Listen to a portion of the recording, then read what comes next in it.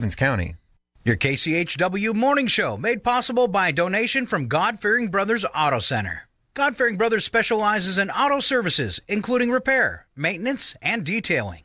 They also stock a full selection of tires, make glass repairs, offer towing, and have an auto sales lot on the corner of Highway 395 and Main Street at the light.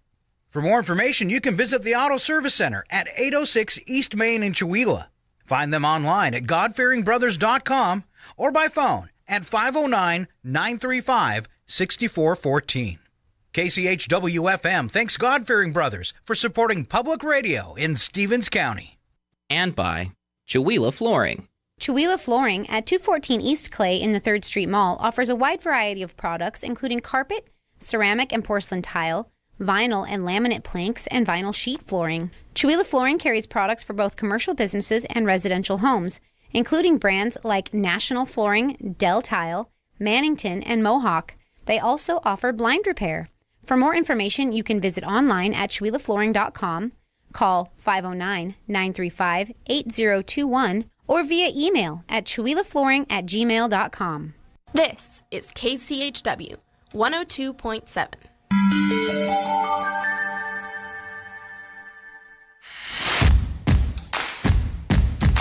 Are you ready? Yeah. I don't see that I can click on. I mean, I don't have a tab to click.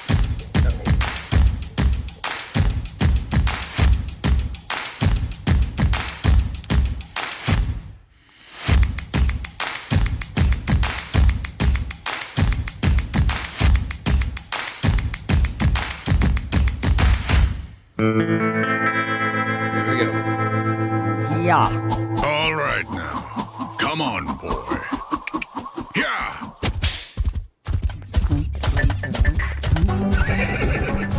Good boy.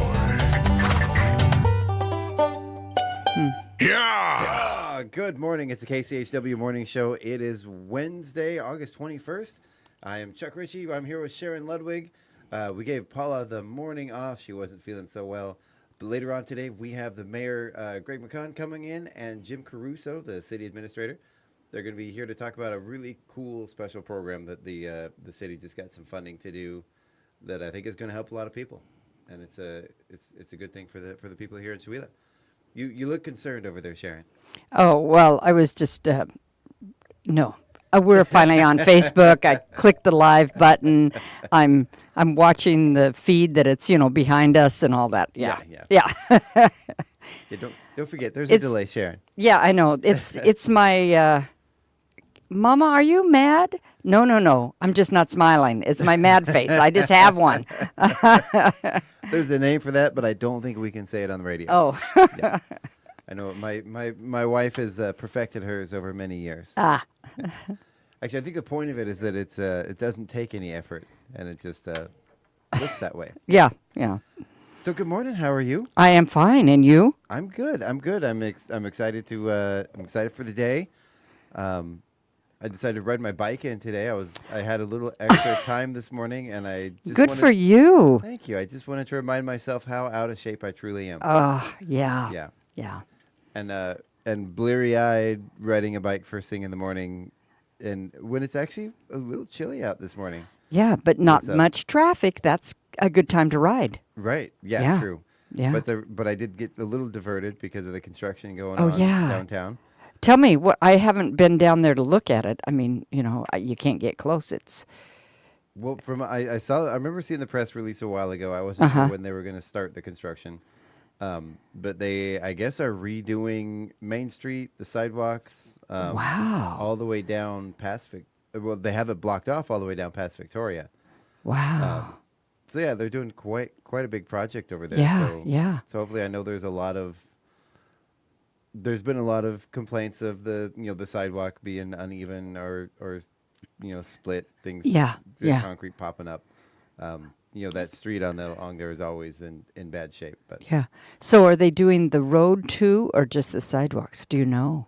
I believe they're doing the road. We can ask. We got some well, people from the city we've got coming people in later. coming in. We'll ask that question. That's not specifically why they're here, but I'm sure they'd be happy to answer those questions. I know Mr. Alvarado, one of our city council members, had posted about it Okay. a while back. And Yeah. I think he's made a few posts about it, letting people know it's coming up. Of course, still took people by surprise. Yeah, Nobody yeah. ever knows when these things are going to happen, but it's kind of cool to see some stuff going on. Yeah. If they want to do the same thing up my street and give us all sidewalks and Oh, Make- yeah. unblur that line between where the yard ends or where the weeds end and the street begins, that would be nice. Yeah. That'd be nice. Well, I know that costs a lot of money. but if you look at it, you probably have a lot more property than you really have. You probably think you have more property because you think it goes out to all the way to where the road is, but actually the city right of way and the city road is probably quite a ways into your property. Oh yeah, I'd happily give that up for a nicely manicured sidewalk that I don't have to trim around. Yeah, yeah, that'd be really nice actually. Yeah. And just something to like a nice during the winter when I have to go to the mailbox, I literally will shovel the grass, and it's you always gouge it, and Oh, yeah. it makes yeah. it nice. Yeah, when we first in our little subdivision, I guess you could call it that, up and down our street, there came a point where we all signed I don't know, it wasn't a petition, but an agreement that we would never ask for sidewalks. Really? Yeah, because the city was going to put in sidewalks. This was like 45 years ago. And it was going to cost us at that time $6,000 for our share in front of our house. The neighbors who have a corner lot, their assessment was going to be $12,000. And so those of us on that street said we don't want sidewalks because we can't afford that.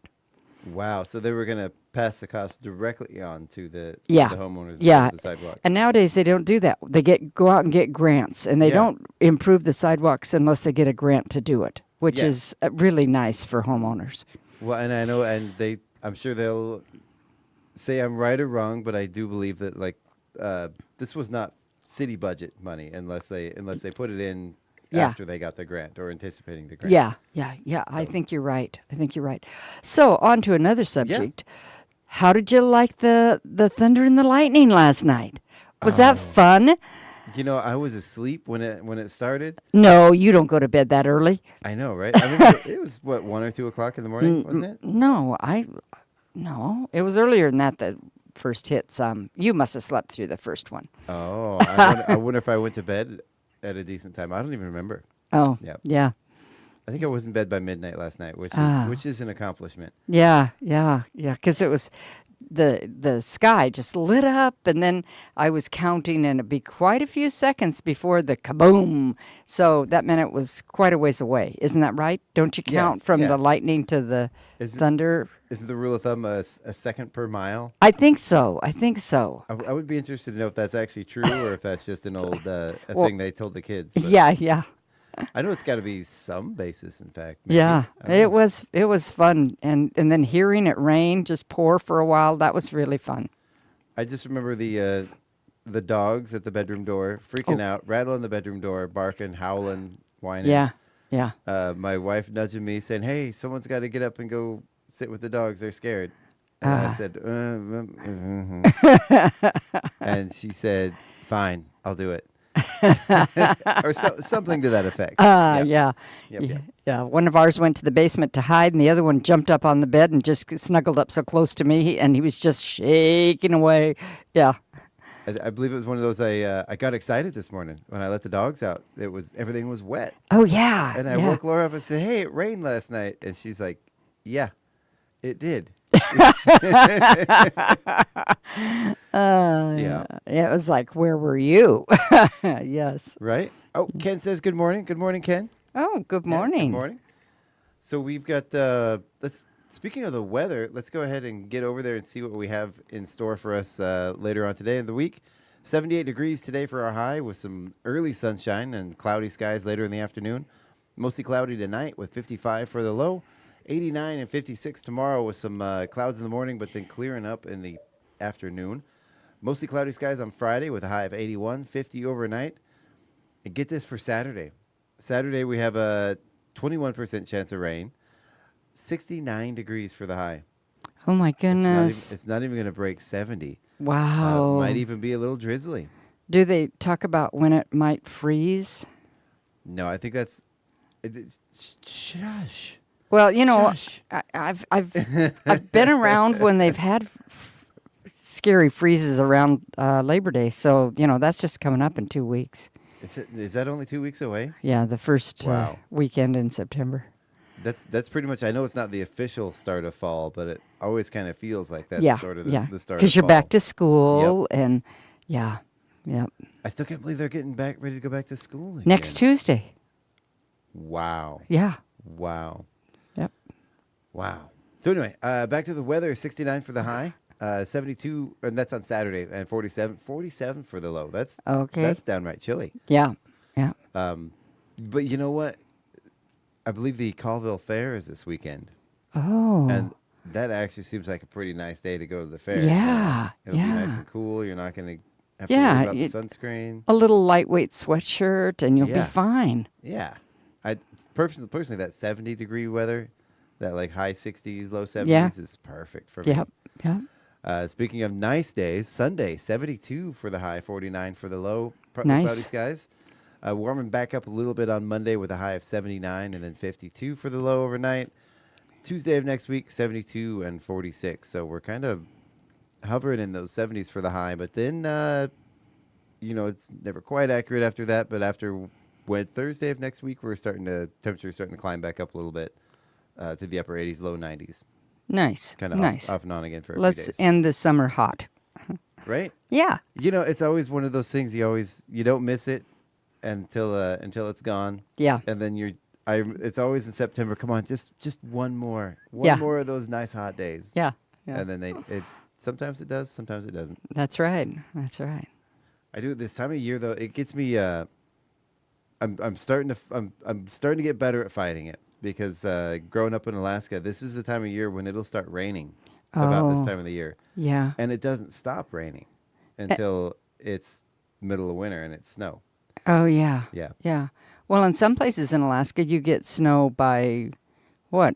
By Halloween for sure. Oh yeah, yeah. It's very rare that there's no snow on Halloween. I think I remember one year as a kid. Yeah. Yeah. Or actually, I wasn't even a kid. I was an adult with my kids.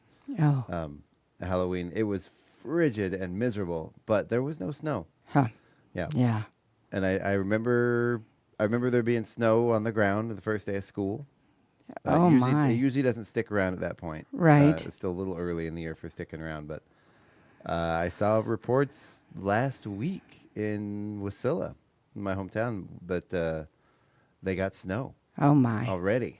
So there goes their gardens. Those poor Right. people. It didn't Yeah. it didn't really ever get below freezing. They got some snow falling in the ground. I think it probably melted as soon as it hit the. Well, no, Ah. some people posted pictures of white ground. Oh, my. But then within a couple hours it was gone. But Yeah. there's that. So do you want to go ahead and get right into events since we have Oh. some guests coming later? Sure. Sure. Unless you want to do some goofy stuff first. But what's goofier than Shuila events? Well, let's see. Where did my little paper go? Huh. I had it right here on top. So My we. cheat sheet. Go ahead. Just chatter for a minute. Okay, there it no. is. No, I was just gonna say. So what day did you say school starts? That's next Tuesday. I believe so. So Tuesday the 27th. Tuesday the 27th. Yep. And I do remember. So a week from today is my birthday, and before we moved to Alaska, because it was kind of a shock moving there, because school there doesn't start till the middle of September. Really? Yeah, it starts really late in the year. I think it's to sort of let the kids have a little bit of the freedom before the winter sets in, and Right. it's pretty much school starts. It's winter time. So then do you have like Monday holidays and big Christmas breaks and stuff like we do here? Oh yeah. Oh. Yeah, we actually get no snow days though. Oh, yeah. Almost never. I think I remember maybe 3 the entire time I went to school, and those were not for the snow; they were for the ice. Oh, yeah. When, Sure. when it actually you're more likely there to have school canceled when it gets warm, Oh. because then it makes the snow melt and, And then then it get turns into an ice rink. Yeah, Oh, yeah. yeah. Yeah. Wow. But I do remember it before then, when I was a kid in the Tri-Cities, my August 28th birthday, almost every year we started school on my birthday or the day before, or Oh.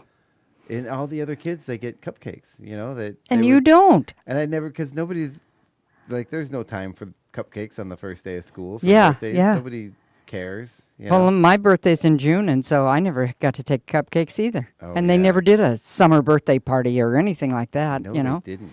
Yeah, They didn't. yeah, so. Yeah. Oh, well. All right, so. That explains my trauma. Yeah, and a few other things. Yep. Today is August 21st, Wednesday, and of course we have soft pickleball at the golf course from 9 to 11:30. I imagine the course will be dry by then because it rained last night. And if not, I'm guessing it'll be nice and cool out there. Yeah. Yeah. And then tonight is at Fired Up Pizza. There's bingo at 6 o'clock, and that's all I have going for today. Have you got anything else in the... I got a thing that's not happening, and I've been trying to Okay. let people, just remind people of it. The library Right. is undergoing renovations. They did find asbestos. They're remediating it. Yeah, Um, The bookmobile is open. It's behind the library. I've on seen the, it there. Yeah. What street is that back there? Is that Lincoln? No, that's not Lincoln. Uh-uh. That's I don't know. Clay? No, it's No. the one behind Clay. Anyway, the street behind where the parking lot is for the Civic Center. I back think behind it's there. Webster. Webster. That's it. So the bookmobile is back there. The tech help is canceled for today. Oh, yeah. The normal tech help from 3 to 4. And the only event they're still doing is a story time, which they're going to be doing in front of the grass. And so, if the grass is wet, you might want to bring a blanket or a little chair for There you your go. little people. Right? Yeah. That might be nice to sit out on chairs. Of course, sitting out in the grass, having stories read to you, that makes me want to go. Yeah, yeah. Like, I was tempted yesterday. Oh. Yeah. But I didn't go. Okay. And then tomorrow is Thursday. And the only thing I have is that we're having karaoke at the Oasis tomorrow night or tomorrow. Yeah. Oh, the food bank. Food bank's open from 10 a.m. to 2 p.m. See, I never get that on there. I just forget because I figure you're going to tell us. Well, it's division of labor and all that. Yeah, yeah. I need to get together with the line dancing folks. Oh, and find out when they're going to start Yeah, again because yeah. they took a summer break. Yeah, I know they're not doing it still. Yeah. But I don't know if they're coinciding that with the school schedule or not. Right, But right. We'll find out about that. 'cause Yeah, I'm that's- sure they'll, hopefully, if anybody's listening, they will let us know and Yeah. let you know. Yeah. That was a lot of fun when they got up there in Summerfest. There were a lot of people up on that stage. Oh, really? And it was Yeah. hot, man, and they were getting it. That was Oh, good. that's good. Yeah. So Friday we start the day at the chamber out at the casino. If anybody would like to come to a Chamber of Commerce meeting, they are welcome. Starts at 7 a.m. Chuck can't come because he's on the radio. I can't make it. Yeah. We should just cancel the Friday morning show so I can go to the chamber meetings. And then you can go to adult pickleball up at the golf course from 9 to 11:30. And then you can go stop by the farmer's market on your way back down. And I don't see that there's anything real special happening, but the farmer's market is special. It's got all kinds of fun things. It's special in its own right. We're going to be there. KCHW is going to be there. Yeah. We have a new survey out that we're trying to get some information about our listeners. It's just a quick little, are you a listener, asking for some music you might want to hear. Oh, nice. Where you live, your address, the name of your first pet, the street you grew up on, and a small drop of blood. You're so funny. all right. Yeah. And then you can end the evening with Craig Meyer karaoke over at Fired Up Pizza from 8:30 to 11. So there's things to do all day long on Friday. That's right. And Saturday we have okay. Oh yes, it Fired Up Pizza All Ages Blues Jam. Is that on Saturday? That's Sunday. That's Sunday. That's what I thought. I've got it on Saturday and Sunday. Well, shame on me. They're not being there twice.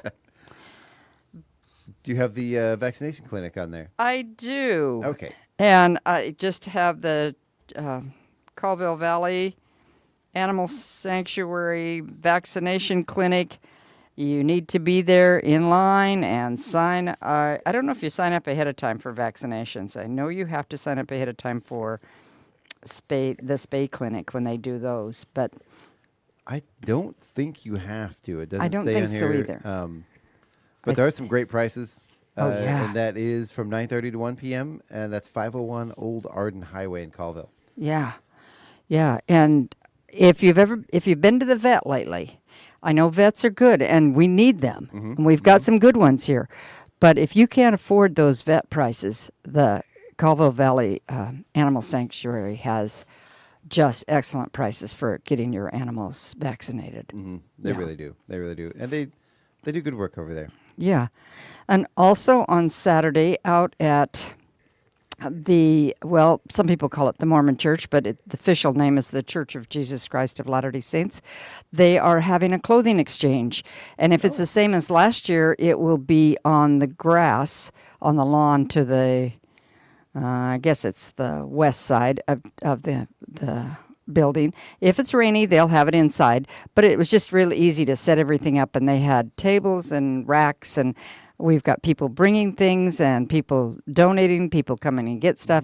So it's right before school. We're trying to have it so that people can come and do some school shopping or drop things off if you're cleaning out your kids' closets.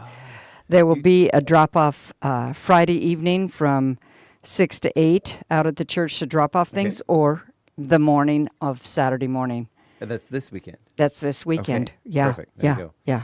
For a minute, you said before school. I was thinking, man, that's early in the day. No. It is. It's this weekend so that you have time to. I mean, you're cleaning your closets out. You're going school shopping. Yeah. If you want to pass the wealth on, it's a good way to do it. It seems like school starts earlier and earlier every year.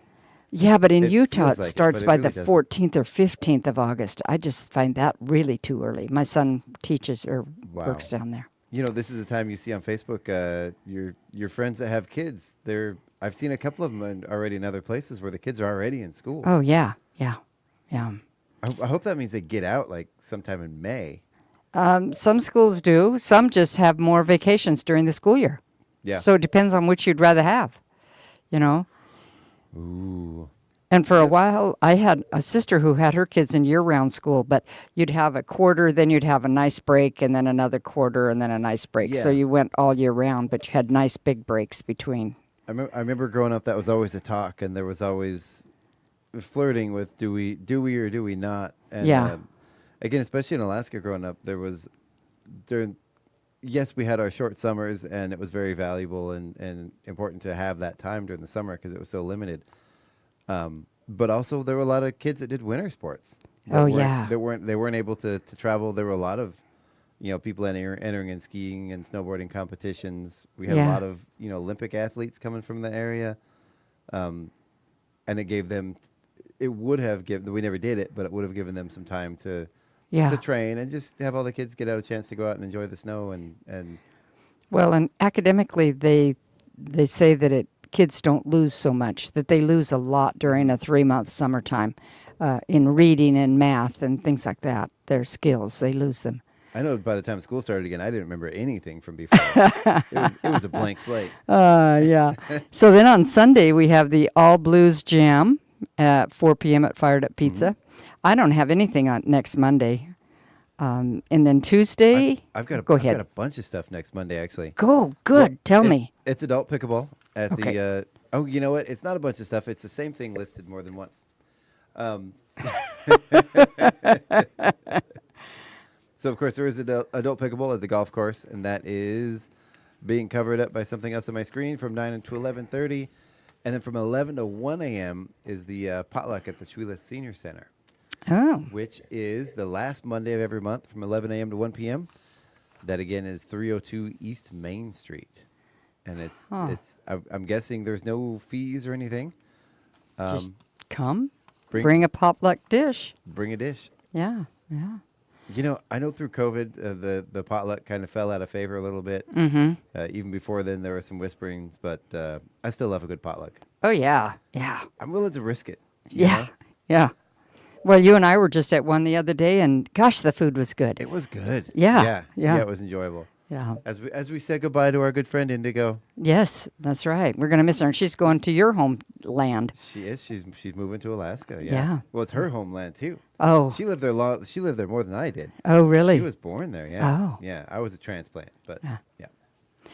Next Tuesday, there's a Sunset Fun Run. The Chula Valley Land Trust Yes. has some fun runs set up, and this one is Tuesday.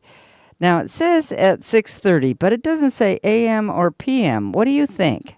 It says here 6:30 p.m. to 8:30 p.m. Okay, because on my flyer it doesn't have p.m., but it has... I would hope it's p.m. I couldn't imagine getting out of bed and getting somewhere, not only to run at 6:30, you have to get up.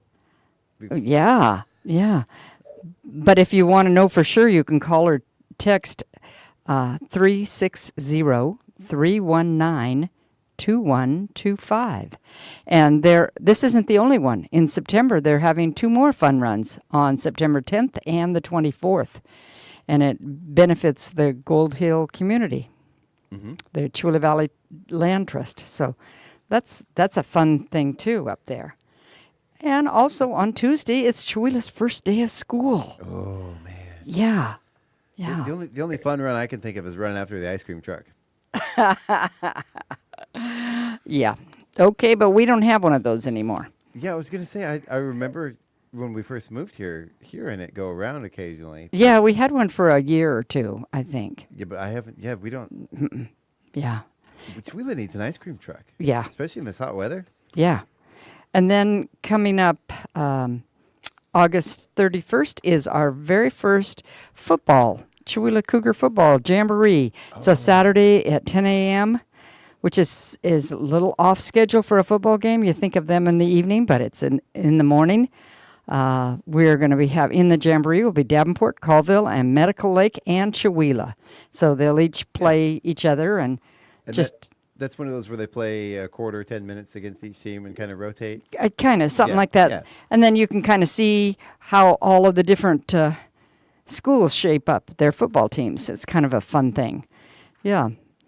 And then coming up, we've got a couple other things just coming up we want to just highlight. Wednesday, September 4th, Stage Time Theater School starts. Oh.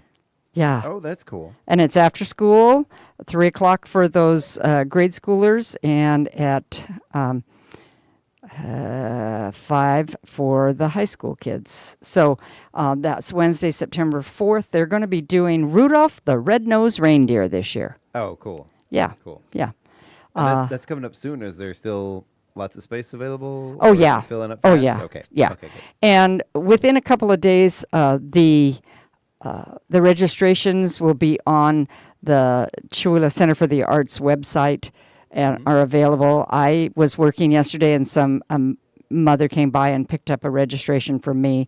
So if I'm there, if my red car is there at the center, then I'm there. I volunteer, so I'm in and out. But those are out now. And something they're doing a little different this year, the first day of class, I believe it's the first day of class, we'll have a professional photographer there to take your headshots if you want. They are $20, but that's a pretty good deal for a headshot because you have to have a headshot and a resume to do your audition. For a professional headshot? Yeah. So and who's going to be doing the headshots? Sandra Wiggins. Oh, okay. I don't think I know her. Yeah, she does a lot of the photography that you see on Facebook of the stage time activities. Okay, cool. She and Jessica Setti both are really good photographers. Yeah, they are. Yeah, They are. yeah. And there was, oh my gosh, I know her well. I don't, Sherry Stevens. She's Shelley. Shelley. Thank you. Oh my goodness. Yeah. I was having a brain block. I know she did. She's done a lot too. She's she does very some good. headshot. She did a headshot Yeah. for one of us in one of the plays, and Yeah. it turned out great. Yeah. And then September 12th is Taste of Chihuahua. Yes. That's a Thursday, and you want to get your tickets now because they only have so many available. And when they're gone, they're gone. Yep. They're not gone yet, but they will be gone by the night. most of them will be gone. There may be a few left to get, but They, every year it's always kind of a scramble for the people that are looking for them. Absolutely. Trying to figure out if anybody has any they're not going to Yeah. use or. yeah. Yeah. And if you get, I did get I talked to Diane last night that's running those, Diane Kidsler, and she was saying that if you're going to buy them online, you need to do that early. Oh, so they because- have time to mail them to you? Yes, exactly, because they will mail those. Yeah. Your badge out to you. Yeah, because you don't get to eat unless you have one of those Exactly. on a lanyard hanging Exactly. on. So yeah. those online sales don't go until the last day of the event. You need to get those, Yeah. you need to get those tickets bought early. And where can you get those tickets? You can get the tickets at Valley Drug, Acres Drug, or online at ShwilaArtsGuild.org. Oh, There you go. yeah. Yeah. And they are $20. $20 a piece. And kids 9 and under are free. And I've taken my granddaughter every year, and this year she's still 9. She doesn't have a birthday for 2 months, so this is her last year she gets to go free. She's been 9 for the last 8 years. Yeah, not quite, but.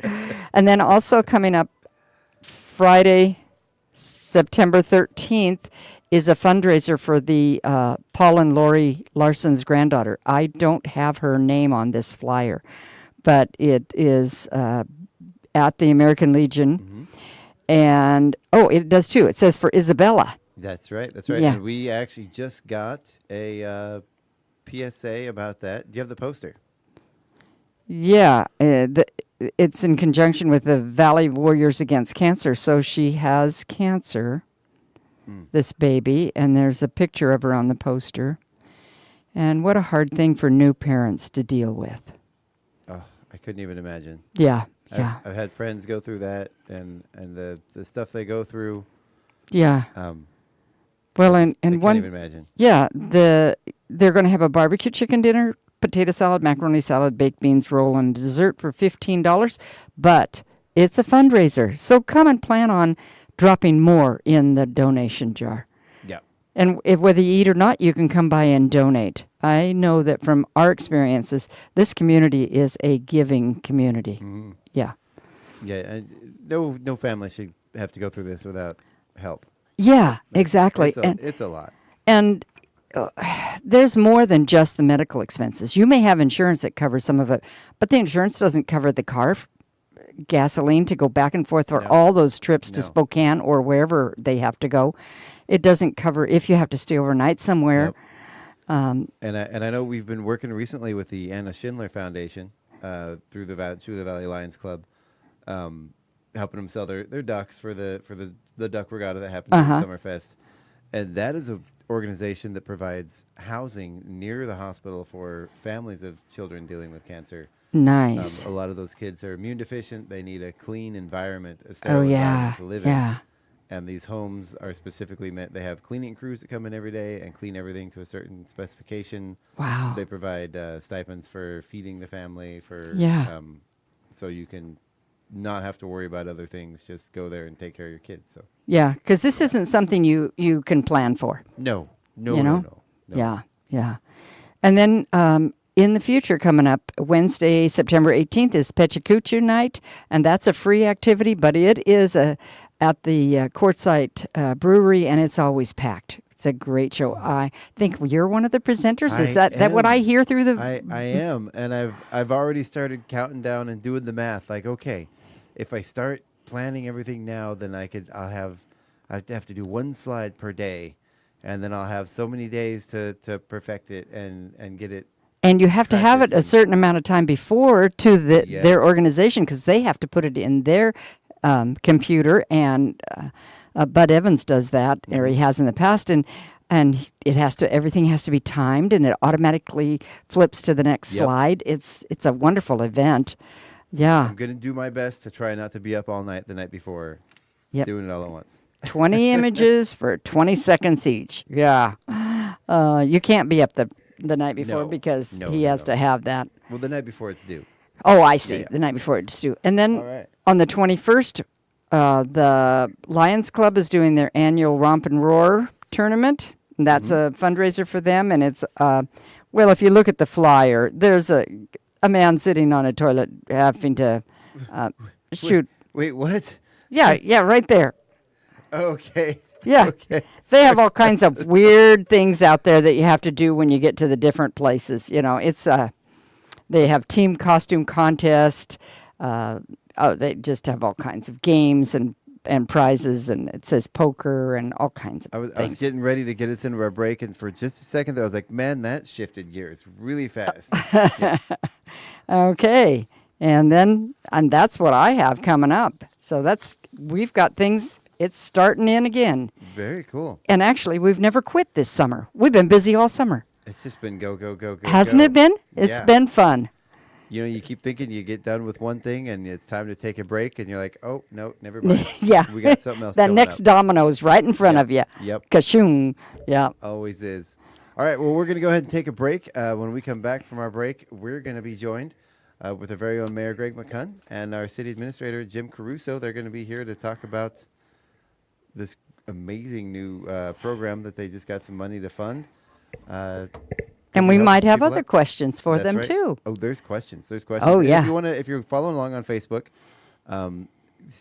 stay appropriate, but make sure to chime in and see if you have any questions, and we catch them while they're here. Maybe we can ask them those questions as well. Sounds good.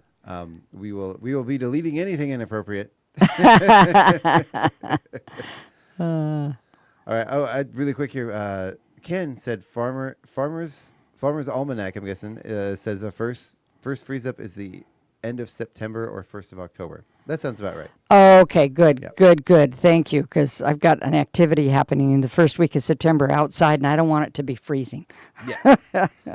All right, everybody. So we're going to take a quick little break here, and again, we will be right back with our special guest for the day. You're listening to KCHW 102.7, your Northern Lights Public Radio.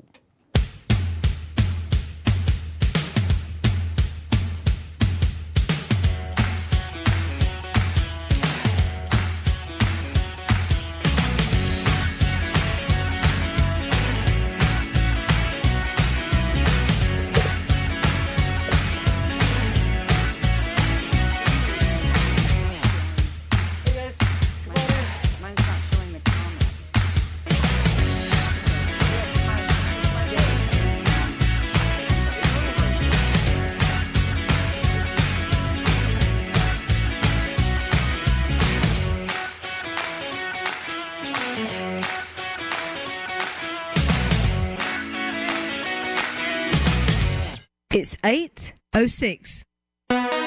You're listening to Northern Lights Public Radio on 102.7 KCHW. Chewelah, Colville, Kettle Falls.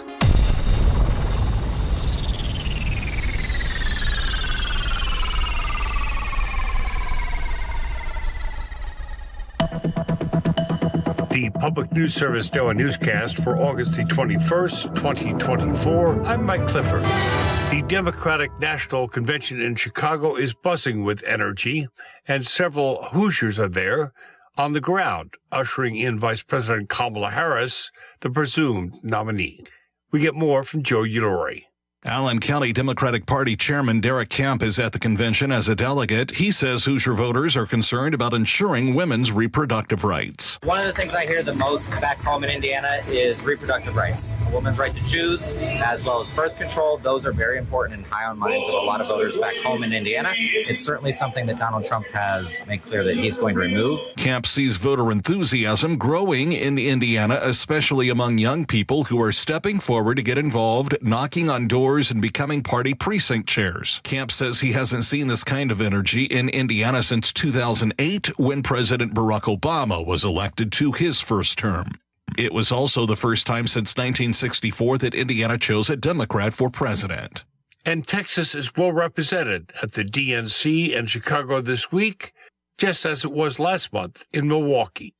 The Lone Star State has 273 delegates at the Democratic Convention, and El Paso Congresswoman Veronica Escobar is one of 4 co-chairs.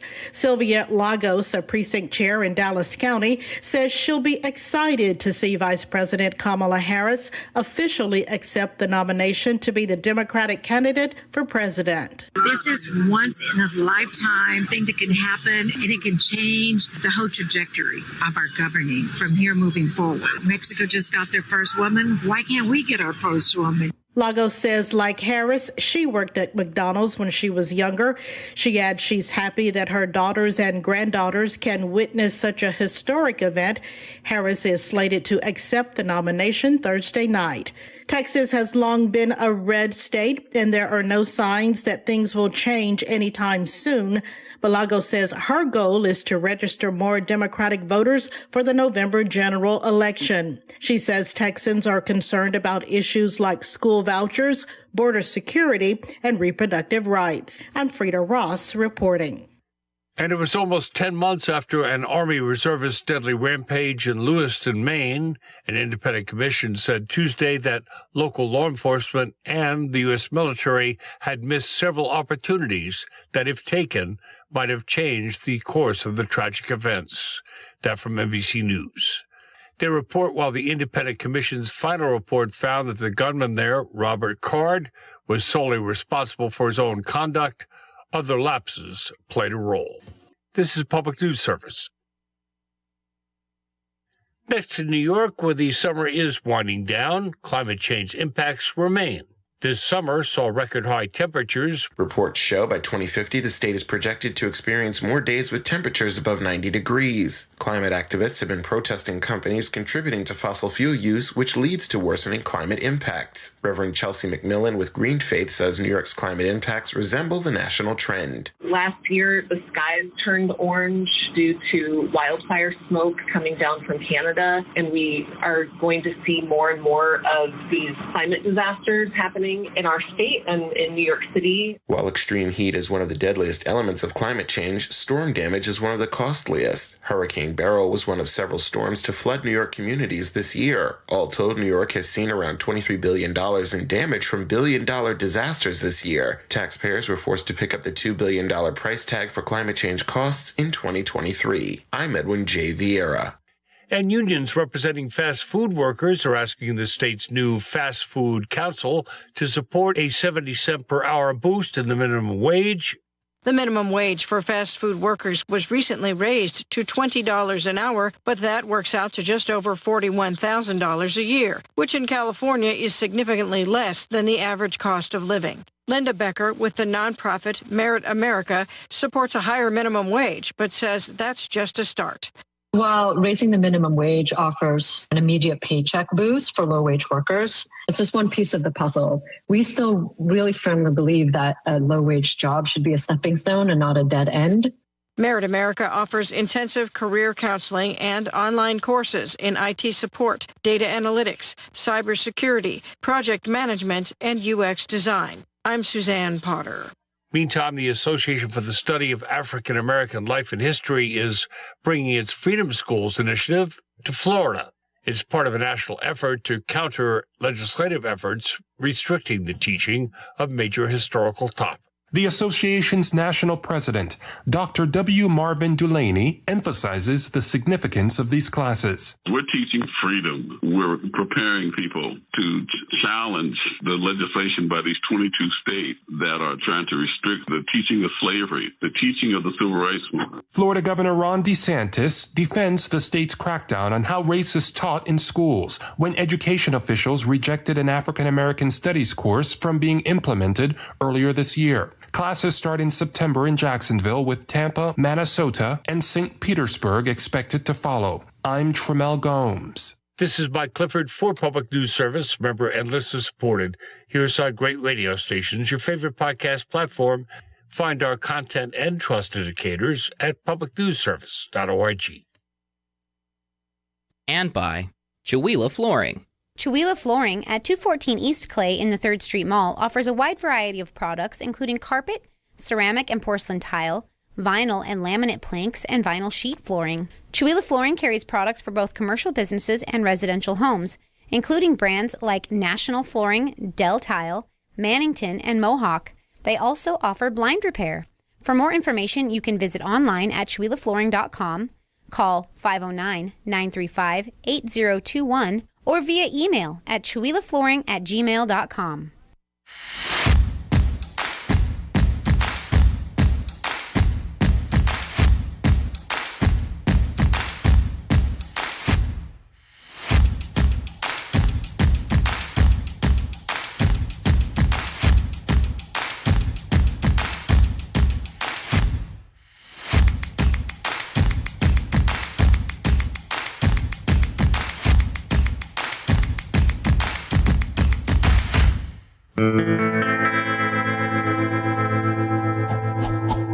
right now. Come on, boy.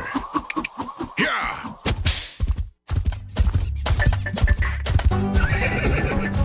Good boy. Yeah.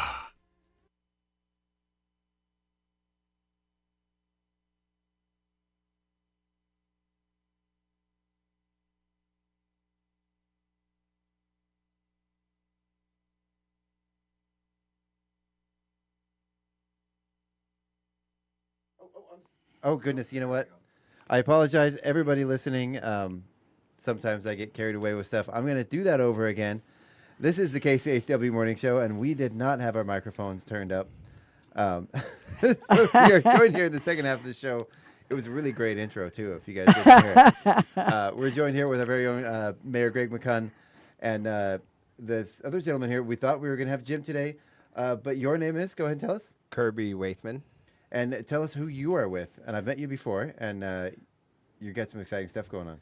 Yeah, later in the show we'll learn more about that. But yeah, I'm with KW Energy, but just a local business. Very cool. Very cool. So, Greg, welcome to the show. Thank you very much. How's everything going over there in City Hall?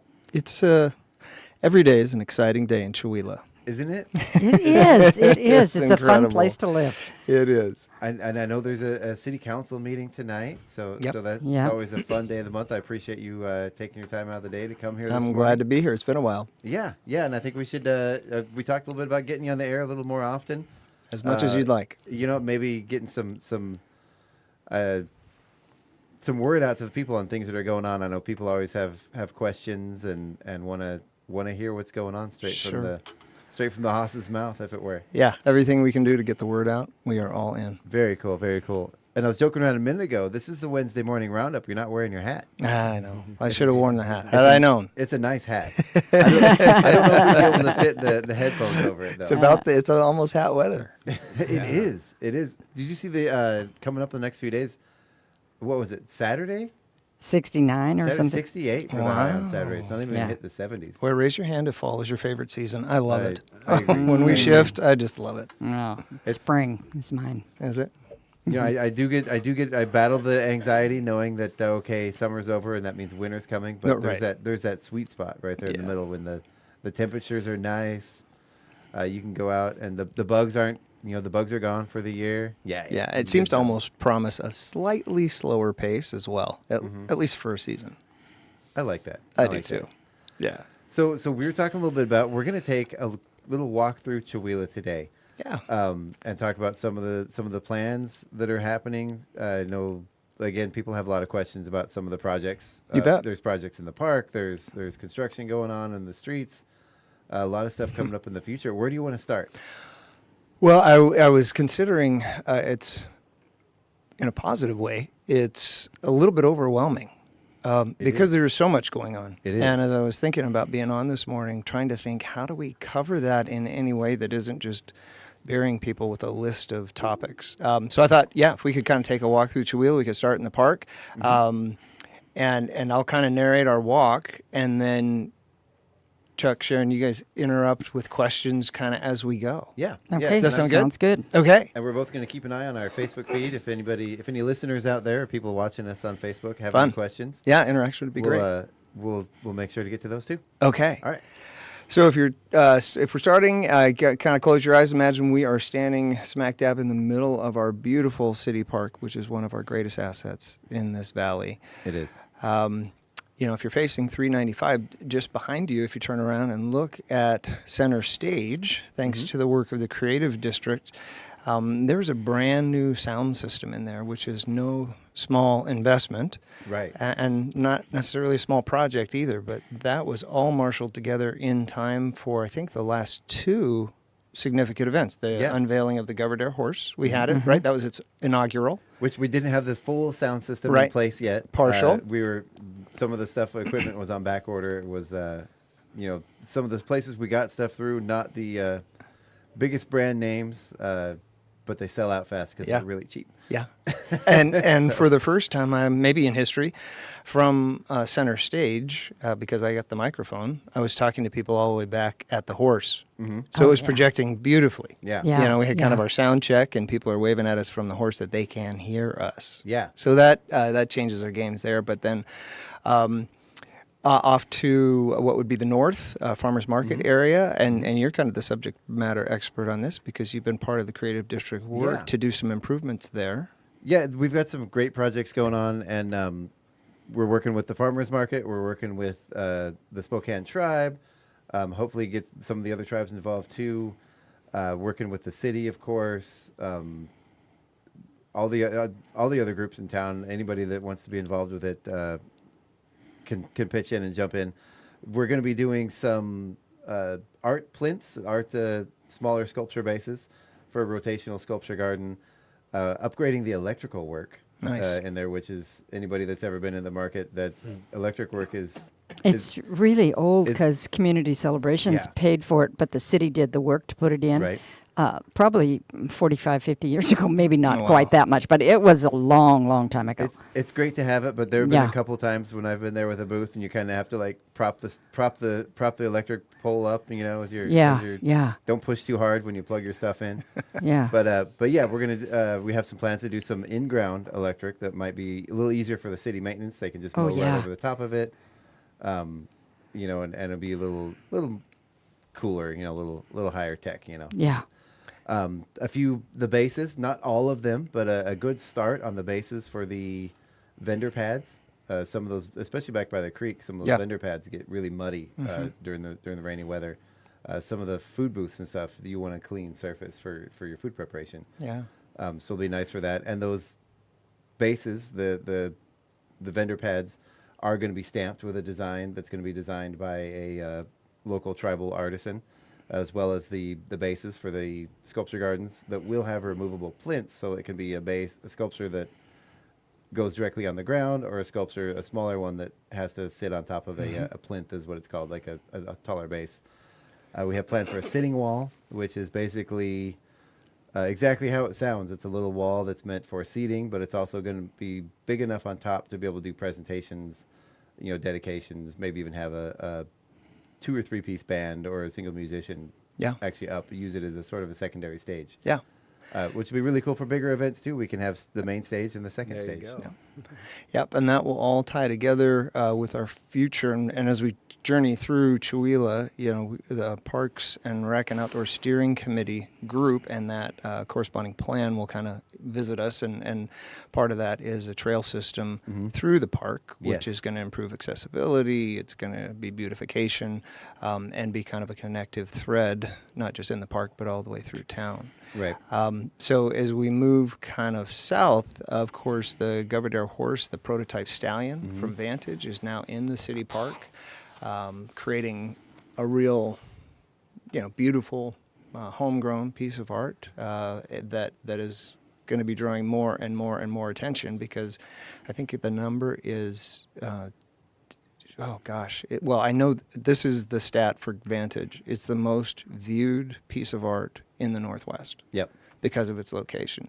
So for all those who haven't braved the hill to go see it up close, they can stand right next to it in Chewelah. Exactly. So pretty cool. And that was intentionally chosen, the location that is, to, as we travel south and beginning this fall, to be the centerpiece as you look through the new park promenade. So that whole southwest corner of the park, which has been kind of a gravelly, kind of a bark area, kind of maybe you have a bench, hasn't really had a plan.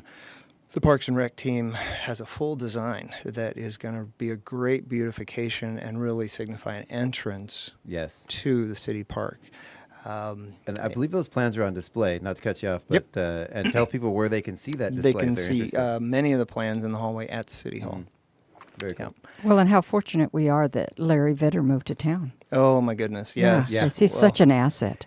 Yeah. And I wanted to say too, with the work that we have planned, the Creative District has planned in the north end of the park in the farmers market area, that was all done and planned in conjunction with Larry and with the city to make sure that it is functional with future plans for those walkways to go through. Yeah. 'Cause a lot of the problems, and I spent most of 2022 in a wheelchair, accessibility for those time. areas for the Friday market is difficult. You know, you get Yeah. the grass gets patchy and it's really hard unless you got those strong arms, you know, or you have something that's off-road capabilities. Oh, yeah, there's safety issues and stuff like that. Yeah, it'll be a big bonus, especially as a lot of our population ages. Yeah. To be able to have that park more accessible. So, keep going. So let's kind of let's stand for a moment and consider what will be and has been always an issue for Chewelah, and that is we have a highway going through town. Yes. And as everyone notices, the busyness on that highway is only going in one direction, and raises some serious safety concerns. I remember Sharon, when you kind of came to me pleading, please help us stop this passing on the shoulder, because foot traffic, disabled traffic, bike traffic is all right there, and as people going through become impatient, and really, we got to work on our patience level, because I think the average wait time going through town is like 6 seconds.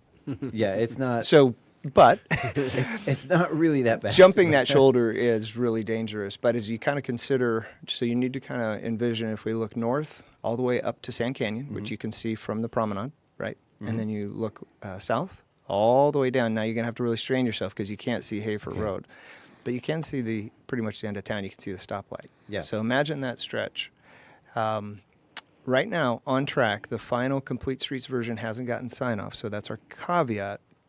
But we're in the last stage of the Hafer to Chewelah project by WSDOT, done with the Complete Streets mindset.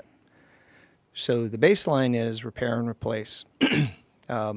Top of the hill, going out of town, headed south, you'd go up there, and that's a repair and replace. They go in, they pull off the whole top layer, new pavement over the top, new striping. That's this traditional repair and replace. Our legislature mandated for WSDOT that anytime they intersect a municipality, they are responsible for all the improvements and design work related to non-motorized travel that is adjacent to that project. That's the Complete Streets portion.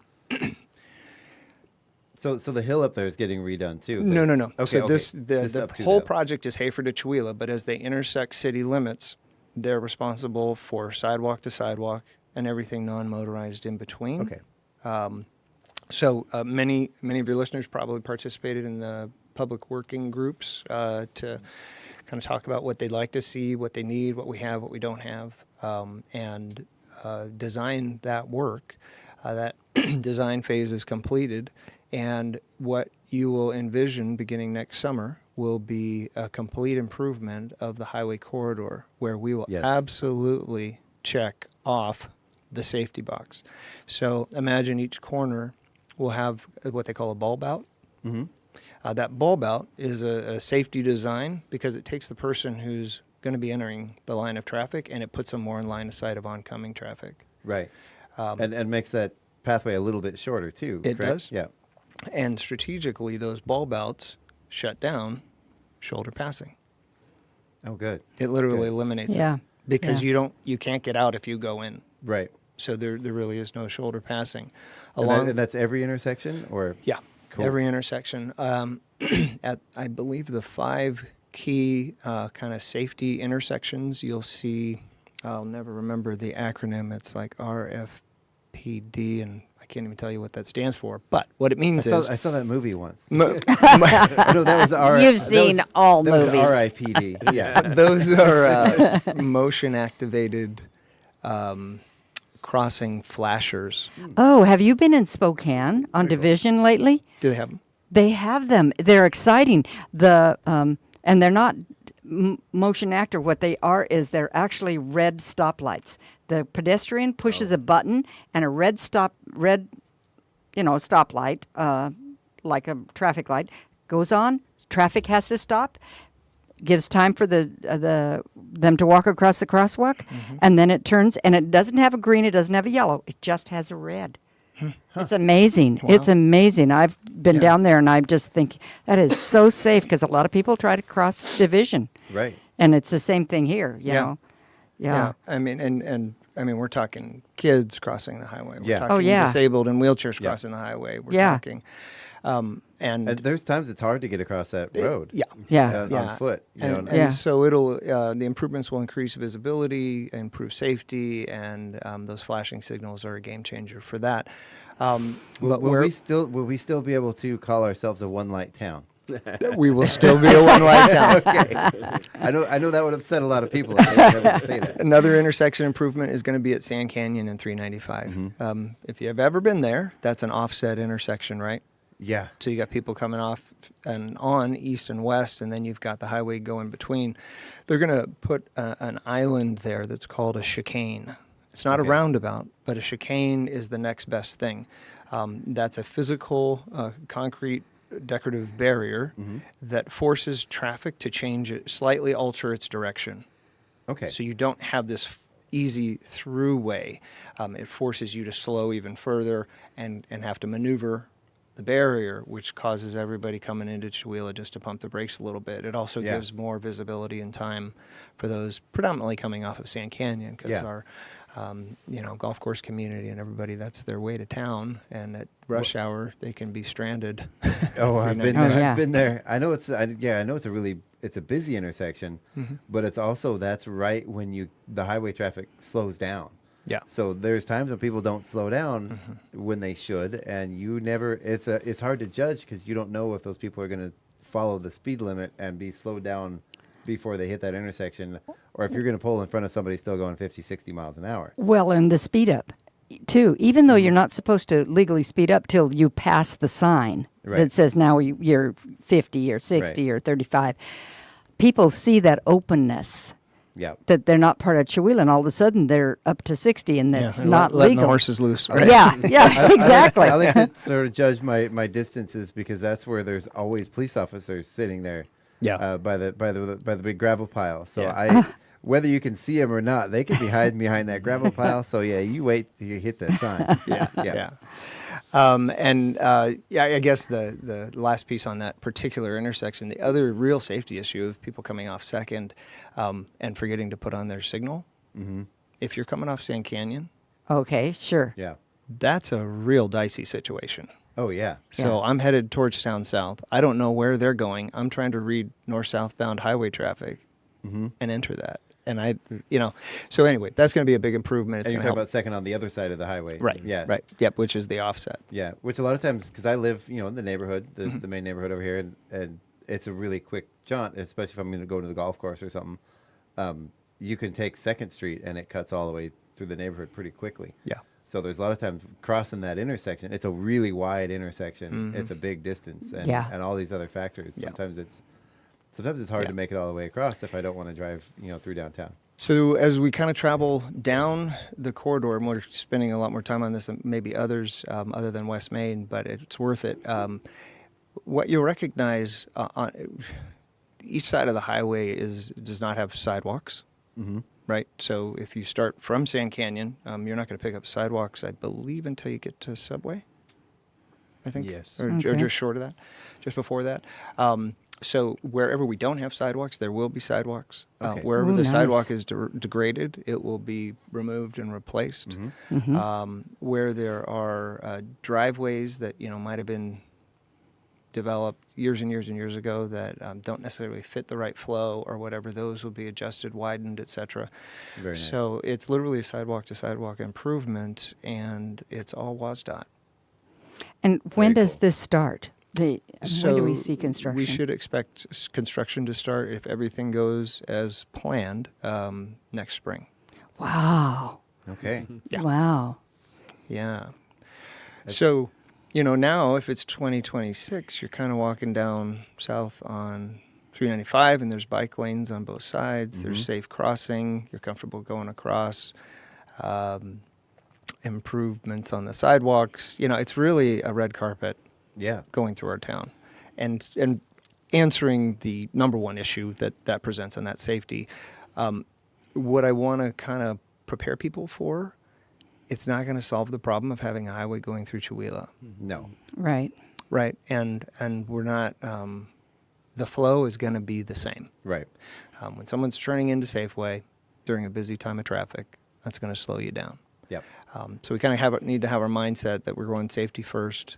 And flow turned out that it was because of the space you have to use, because we always thought a center turn lane would have kept flow going better, and that flow would have improved safety. By the time you took all the space you had to work with into consideration, it removed that as a possibility. And I'd have to say, too, that WSDOT is really driven by this. It's kind of part of the Green New Deal. And so that is a very non-motorized pot of money. Yeah. So bike lanes are part of this, and they don't do it without bike lanes. Right. All these things start to be factors in what your final product is, and some may find that frustrating. I could consider myself one of them. But at the end of the day, we're checking the most important boxes: improvement in safety. The flow will be the same. From a beautification standpoint, we're going to feel like we just got a whole new corridor going through town. Yeah.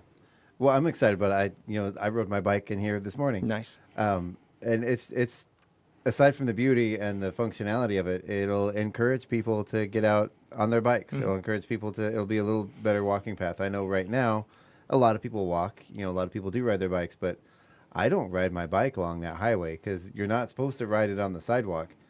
Right. And again, this will enable you to do that safely, and that is their point. Yeah. I guess the only frustrating part is we were really selling hard for, an adjacent path would be better. Yes, right, and it would absolutely. also add about $2 million to the project, so they said no. Well, that's just chunk change for them. The project goes from like $3 to $6 million just because of the complete streets part. Oh yeah, wow. Sure. Right. So the adjacent pathway, is that the one that you're talking about? Because for years there's been discussion of the creek path going back behind where that is still in the works. Okay. And it's just we were trying to think of through this effort, could we kind of create a complement? Could we advance that project and utilize the opportunity to make better connectivity, but off of the highway? Right. Which we weren't able to do. Right. Oh, Mike Bent says good morning. Oh, good morning, Mike. Yeah, I miss him. Yeah, I do too. Miss you, Mike. Yeah. Yesterday I was just thinking about him, and I had his laugh in my head for like an hour. I just had Mike Bentz's laughter in my head. Mike, you got in my head yesterday. Another component that people need to be aware of is that WSDOT is removing parking on 395. Entirely. Okay. So that so think of just south of Hico, all the way through town to Hafer, and that's WSDOT space. Okay. Right. And now we don't have a ton of parking there, but there are a couple businesses where it's kind of stop and go and stuff where it's going to take some adjustment. Yeah. Right. Those businesses do have an alternative, but all the same, it's a change, and so it's just something that I like to forecast ahead of time so that nobody's surprised. Does that include over by the park where all the parking is? No, Okay, no. That's going to be. And we should address that before we go too far. Technically, on that's our little Park walk. Street, Let's go right? back to the park real quick. Okay. Yeah, let's throw back to the park. So one of the test zones and one of the pet ideas from WSDOT is reverse in angle parking. And some of your listeners are laughing right now because it's a crazy idea that you would actually, instead of nose in angled parking, say you're headed northbound, that you would actually pull past your spot and back into it. Right. And their claim is that it's safer for the exit when you leave. Which the theory, I can see the theory behind it. Right. It again, if you have an unlimited amount of space where vehicles can get out of the line of traffic and back up and maneuver, yeah, you're probably in a good spot. Well, we said, well, let's put 7 spots up and just see what happens. We have got some really funny stories of people just going out to say, okay, I'm going to try it, and backing up traffic and people jumping in the oncoming lane to get around them, and lots of profanities, and it was a complete fail. It's going to be front-end angle parking the full length of the park. Again, the theory of it, I thought, okay, well, that's a good idea. That feasibly should work until I actually tried it, and I talked to a few other people that were skeptical, or even people that hated it, the idea, people that liked the idea, people that were ambivalent about the idea. the end result was the same. That doesn't work. Yeah. It didn't last very long either, did it? It was terrifying. That was so scary. Terrifying is the word for it. Yeah, there wasn't enough room to get out of the flow of traffic. So, and that's where people didn't know what you were doing. Right. Yeah. You're on the bumper in 25 25-mile-an-hour zone, and all of a sudden Chuck stopped in front of me. Chuck, what are you doing? What are you doing? Oh, you're backing up now. I'm way too close. I'm going to run this thing over. Yeah. So anyway, kind of heading back down, and as we near Maine, important to kind of consider and forecast next summer. If we get final sign off on all this, at minimum, there's going to be a repair and replace. We're highly confident that there'll be the complete streets component too. And it's not without pain. West Maine or East? No. I'm still I'm setting us up for Maine. Okay, I'm sorry. I'm setting us up for Maine. I'm jumping ahead. There's real construction, and construction's disruptive. Mm-hmm. And lanes will open and close, and they're going to do most of the work at night. But we're going to feel that, and just would ask, people embrace patience, because these are changes that are good for our city, they're good for our families, they're good for our kids. But there's going to be a construction time. And so 2025 summer, all as planned now, is going to be a little bit disruptive on 395. But the end point is glorious and going to be a huge improvement for the city, which takes us all the way down to Main Avenue. Mm-hmm. I want to say it was 15 years ago East Main was redone. Sharon, my historian? Probably, Just say 18 and everyone will believe you. Okay, yeah. But anyway, that's a gigantic endeavor and a huge improvement. And on East Main, it's a very nice street. There's aging components to our trees and planters and stuff like that we're addressing. There was an incident that took out some of those trees. And And we'll journey. We're going to go West Main first, and then we'll come east. But the West Main project has been long overdue. There's a top 5 list that I'm always talking about of what people talk to the mayor about, and West Main's on that top 5 list. I remember I was in Pete and Sherry Lindstrom's garage during the mayoral campaign, meeting with that whole residential community that they run, West Main. And multiple people were bringing up the inability to travel down West Main in a wheelchair. Oh, yeah. Because the sidewalks were so heaving and terrible. And many people have come to me and talk about, the jarring ride of hitting potholes and stuff as they travel down West Main. So it's a humongous project. Yeah. I travel down that every day. Well, and you see that where people walk. They don't walk on the sidewalk. They walk on the street. Right. Mm-hmm. Yep. Which is not safe. Yeah. So what has begun as we kind of look now at this big sign that says road closed except for through traffic. Residents, you can still go home. Yep. Just a notice. You don't need to call City Hall. But that is a sidewalk to sidewalk replacement. So much like I just described on 395 this summer, West Main, from the intersection all the way west until it finishes, is going to be sidewalk to sidewalk. New sidewalks, new curbing, new parking and striping, and pavement all the way down. That is great. Yeah. So for residences, for access, for businesses, it's just opening up this whole sector of need and answering it in one fell swoop. Well, and sometimes Chuck and I were talking before the show started. Some residents don't know that what they're mowing out front is actually road.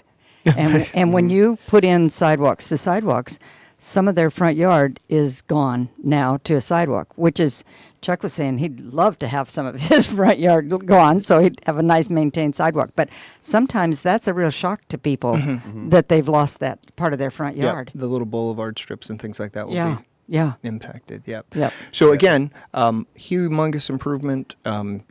Line 2,500 residents up and say, should this be done? Everybody would raise their hand. Yes.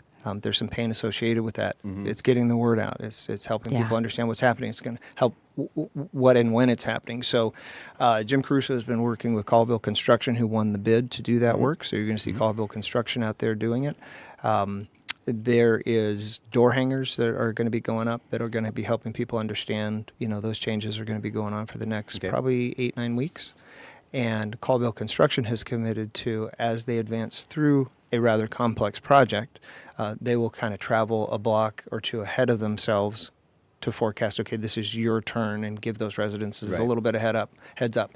We're going to detour off of 395 as that impediment is there. That is going to require a little patience, because we're going to have to use King, and then block and a half further is a stoplight. So there's going to be a little bit of a backup issue there while we go through this.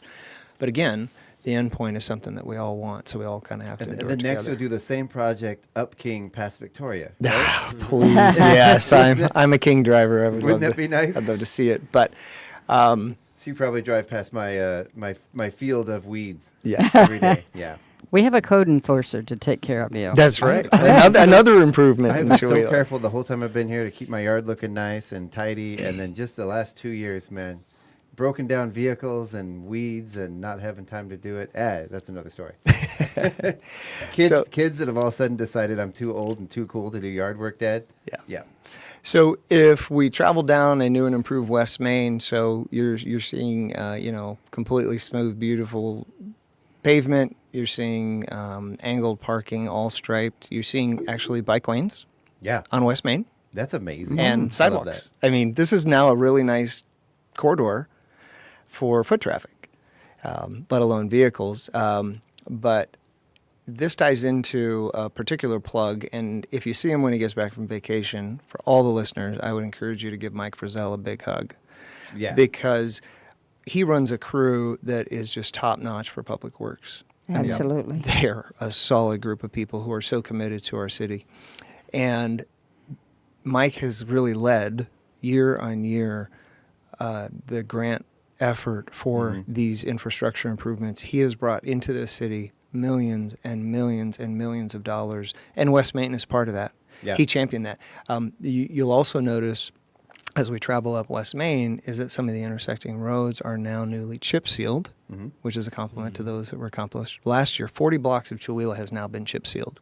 Golf course down here in the city and around town, which is a huge improvement. We're in the middle of it, or we're 2/3 through it. It's a 3-step process. Gotcha. So you see these really fine kind of gravel roads in our town, and a lot of people are saying, "Is that it? Yeah, Are we now gravel roads?" I've heard a lot of people wonder if that's going to be another seal put over. There over top is. of that. There's a slurry that goes over the top of that, Okay. and that's pressed and rolled. But once that's done, it enables us to improve far more infrastructure and get our dollar to go further. The end product is just short of pavement. Yeah. So that's going to happen. So anywhere you're driving on nice, fine gravel, that is actually going to be full of chips. So we got 40 blocks this year. Oh, wow. And so hat tip to Mike Frizzell and his team. And if you get the chance to watch them do that stuff, it's a partnership with Colville. They come down, Public Works, and they whip out 40 blocks in like a day. Nice. Wow. It's unbelievable. I know I used to see, again, growing up in Alaska, they had the stretch between Wasilla, the Valley, and Anchorage, and that was, most people commuted back and forth because most of the jobs were in Anchorage. They had this setup that was so fun to sit there and watch it. They had, a series of trucks. One truck would grind up the pavement. The other, it would go into another truck that ground it up and recycled it, mixed it with hot tar, laid it back down. So they could go down with these series of like 15, 20 trucks at about 5 miles an hour. And go from laying out a old carpet. road, and behind them was fresh road, and you could go to work in a 60-mile stretch one day and go back. They do it overnight, and the next day you go back, and it's an entirely new road in less than 24 hours. Yeah. It was incredible. Yeah. To see some of the technology involved and and how quick it can go. Well, I know that's not what we're doing here. No, but I think we should bring up the financing. How do we finance? How does Chihuahua finance all of this? So that's the elephant in the room. Yeah. Well, actually, it's a 6-year planning process that has different components to it. Right. That is grant funding provided through the state. And only if your public works director is on top of that and has a 6-year plan and is working those grants, do you get that money. Yep. And so that's all external money coming into Chihuahua to pay for these. And I wish on Mike's behalf I could remember the number and the millions of dollars that Chihuahua has won. But it's been incredible. And it's huge infrastructure improvements. And that money not only improves our travel, improves our safety, but you hire local people. That money comes in creates jobs. It creates you Yeah. hire local businesses. Yeah. To do that work. Yeah, So it Well, and the city coffers are mainly there for utilities, safety, fire, police, those kind of things. And so we don't want to take away from those funds. Right. And so I was talking to somebody yesterday about it, and they were going, well, blah, blah, blah, and they were whining. And I said, well, all of this improvements is from grant money. You can just thank the city of Chihuahua for going out for grants. That's how we got all our new sidewalks, Lincoln Street. All the improvements are grant money. Yep. And we are so fortunate that we have a city crew that is working and getting those grants. We really are. Yeah. We really Well, are. and you hear things, social media, again, stay off social media as much as you can, other than share pictures of your grandkids. For your mental health, yeah. Yeah, yeah, and us, the morning show. I don't want to get too deep into it, but you see people wondering, like the horse project, where'd that money come from? None of that money came from the city budget. No. Like, not a penny. It's not. The city would never do that. They're not going to We haven't touched on a taxpayer dollar I'm yet. not gonna say In our waste. walk, we haven't seen any of taxpayer money yet. Yeah. Yeah. We haven't. Yeah, absolutely. Well, in one way or another, we do, because it comes from grant money, and we, Yeah. Well, like In that- the end, Yeah, we're but- all paying for it. Yes. Yeah, that exactly. project. City-controlled taxpayer money. I should Right. say. Okay. Exactly. Yeah. Thank you, Sharon. Exactly. But a lot of that money for the horse project came from local businesses. Yep. People that saw the value in it. People that saw, especially the hotels. Well, and the that pitched complement in, yeah. of whether it's PACA, whether it's Creative Mm-hmm. District, whether it's the other organizations that are following suit and doing complementary grant work, that's all independent groups and Oh, teams yeah. of people saying, hey, they're doing this, and if we did that, boom, we're going to have this transformation happen. Yeah, Exactly. absolutely. And I love, Sharon, at the beginning when we were talking about the electrical stub outs at the park, that was a community celebrations effort, right? Yeah. So Yeah. it's really a legacy play that is Yeah. quintessential Chihuahua. It's all about community, and we can't do this alone. So, absolutely. I just love how it's shaping up. So, I tell people all the time, if you see something you want to get done, we have a great big whiteboard up there. It's a somebody oughta board. We have one in the creative district. oh, nice. If somebody I like says it. somebody oughta, oughta. you write it up on the board. That's You're somebody. excellent. But Put your name by it because you're somebody. right. And the city, and I think this is probably true for a lot of cities. It's not just Chihuahua. Easy to work with. I mean, if you come into the city complaining, yelling, mad, get mad. That's fine. People can be mad about stuff, but come with a solution. Don't come with just complaints. Yeah. That does nobody any good. You come with a plan. You come with a solution. You come with ideas, and present those ideas in a calm manner. And generally, I found city's very easy to work with. Yeah. you Well, know, I'm and- so glad to hear that. Yeah. I'm so proud of the city staff we have. Yes. Because they work very hard to create that culture. Yep. They are there to serve for happy and angry people alike. Exactly. And Exactly. you will find to a person that the city staff, if you're not bringing a solution, they're going to help you find some. Yeah. It's just, I'm very, very proud of the staff in City Hall. They Yep. do great work. And especially if you come with funding behind you. Yeah, that's a big way. That to get makes what you everybody want. more happy. But And you know that from experience. Right. Yeah. Right. It does always help. yeah, so I don't want to. We're going to end with community and residents, but I want to kind of keep our walk going. So Yes. resident impact of all the stuff we've been talking about, obviously, but when our residential streets that have been degrading are getting improved, and 40 blocks are now chip sealed, and the slurry is going to happen, big improvement. I want to take us back though and kind of turn around now that we've got this beautiful West Main to walk down and head back towards 395, cross this safe intersection because there's now bulb outs there and a stoplight, which has always been there and will remain. But get on to East Main. And really a credit to the Chihuahua Main Street Association that was born out of the Downtown Retail Strategies work. The new businesses investing on East Main are amazing. I think we have 2 vacancies now. We came out of COVID with 8. On this particular corridor. We now only have 2, and only one of those is not actively being marketed. So the improvements have happened. We've got the new general store. You can see the signage for, I believe it's called Soul, is a new dance studio, exercise studio. A lot of people are really excited about that one. Opening up. Yep. Yep. For, I think they call it Peloton. Is that the stationary bike? Okay. Yeah. A lot of that type of thing. And I saw signage for ballet and things. That's actually a Deer Park couple. It's going to be a little bit confusing because the Deer Park couple's names are Greg and Jenna. Oh, my. Wow. Yeah, it kind of sounds like Greg and Jana. You tell them they have to be number 1 and number 2. So when there's complaints going to the mayor, we're going to say, go talk to Greg and Jenna. No, but really exciting. They've had a very successful business in Deer Park, and they're expanding here because they're seeing what's going on in Chihuahua and want to be part of it. So please welcome them. As we do with any new business, you see the general store has opened up. And as we move down the street, we've really wrestled with improved infrastructure, but it ages so quickly, right? And all the decisions made have collateral impact. And so the trees chosen, beautiful, big, giant, and bigger trees that we planted in the sidewalks, right? And so we see the heaving that's starting to happen because it just wasn't the right tree choice. They're beautiful, but they're way too big for sidewalk trees. So a grant is we're waiting for the finances to drop currently that will fill every single planter bed with a more appropriate sized tree. So every empty planter bed with the metal grating around it will be improved, leveled, and then a beautiful new tree will be planted there. It's a canopy grant, which is federal money. We're also going to be seeing changes. Our sidewalks are everybody kind of wants the outside dining experience. Yes.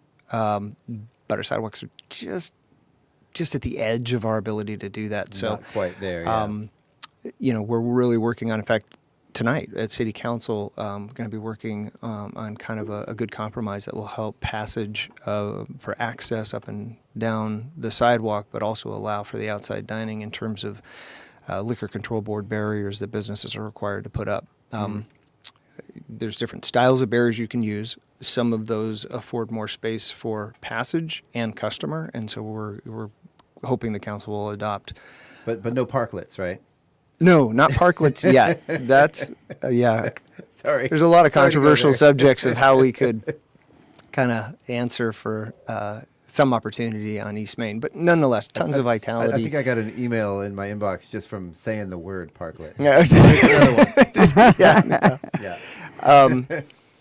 So lots of vitality on East Main. Watching our friends and the SETI family persevere through, what was August 17th a year ago, guys. Yeah, we all woke up at 1 a.m.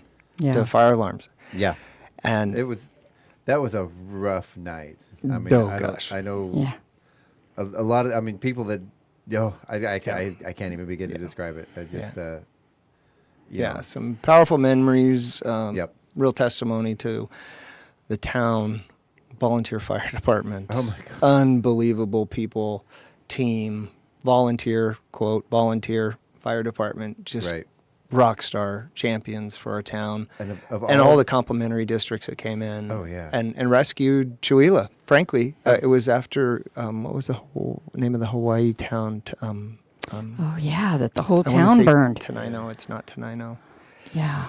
Oh, shame on me for not being able to recall that. But had we had a breeze that night, gang, I mean, we'd have been a repeat. The whole city would have burned. But anyway, there are any one of 1,000 different factors could have gone a hair in the other direction. And Chihuahua wouldn't be here anymore. Right. But the cities represent and Chihuahua. I mean, look what they've done. They didn't wait till they rebuilt. They put in the connexes. And if you go into any of those, you feel like you're in a hardware store. Right. You do. Yeah. You do. And, I got to hand it to them, too, that it would have been easy for any normal person to have just said, okay, we'll just take the insurance money and not reopen the store and, do whatever we're going to do. But they knew Chihuahua needed a hardware store. Oh, absolutely. Any town like this, you need a place to get your stuff. You can't drive to Colville or Spokane every time you need a bolt. Yeah. Yeah. You know, and they saw that and they recognized that. And that's one of the big things I give them credit for is understanding the town had a need and putting that above their own, you know, the ease of just, you know, waiting or doing it. They could have done a million Or shutting other things, down. but There were a number of maybe easier options. And getting rid of the facade would have been, talk to Paul, would have been a much easier a option. much less expensive option. But if as you well. think about it, we all travel together as a community. This is We such do. a great example of community because we all travel emotionally through the journey with the SETI family. Oh, yeah, absolutely. Right? Because Mhm. I'll tell you, you know, that night, certainly, and the aftermath, certainly, and watching the cleanup, certainly. But I'll tell you, when Westoff Excavation came in and did all the cleanup, Mhm. and then all of a sudden you saw the facade and then the clean, level dirt behind, Yeah. that was an emotional experience, right? Progress. It It's is. like overcoming, perseverance. We can do this. Something better is coming in our future. Absolutely. And then it was last week's Independent that we got to see the first renderings of what that's going to look Yeah, like. It's gonna didn't be that look gorgeous. nice? So cool. Yeah. Right. You know, and I got to say, I've said this before. When we were looking for a place to settle down, we were traveling full time around the country, getting tired of 4 years of being on the road. We were very particular. We traveled around a lot of the U.S. trying to find a place to settle down, and one of the deciding factors for Chihuahua was that hardware store, because it wasn't just it had Ace on the side of it, but it wasn't a chain store. It had personality. It was clearly tailored to the locals. It was adorable. It was cute. It was unique. Yeah. And it had a good feel to it. And I'm not even joking. That hardware store was one of our deciding factors for deciding to stop here. It was on our list of things. Town needs to have a decent hardware store. Mm-hmm. We put that above having a garage on our list of check boxes, you know. So, because with a good hardware store, you can build a garage later, right? Yeah. Okay, so we've really spent time on yes. Chihuahua. There's something else that the city's working on that we really need to know about. Yes. Yeah, we're going to run a little late here, so our listeners out there, we're going to run a few minutes late in the show. So Apologies for that. the I two just looked at quick the clock. touches on our walk are that Civic Center remodel is going to be going on all winter long. Okay. We're anticipating a grand reopening of the new and improved Civic Center summer next year.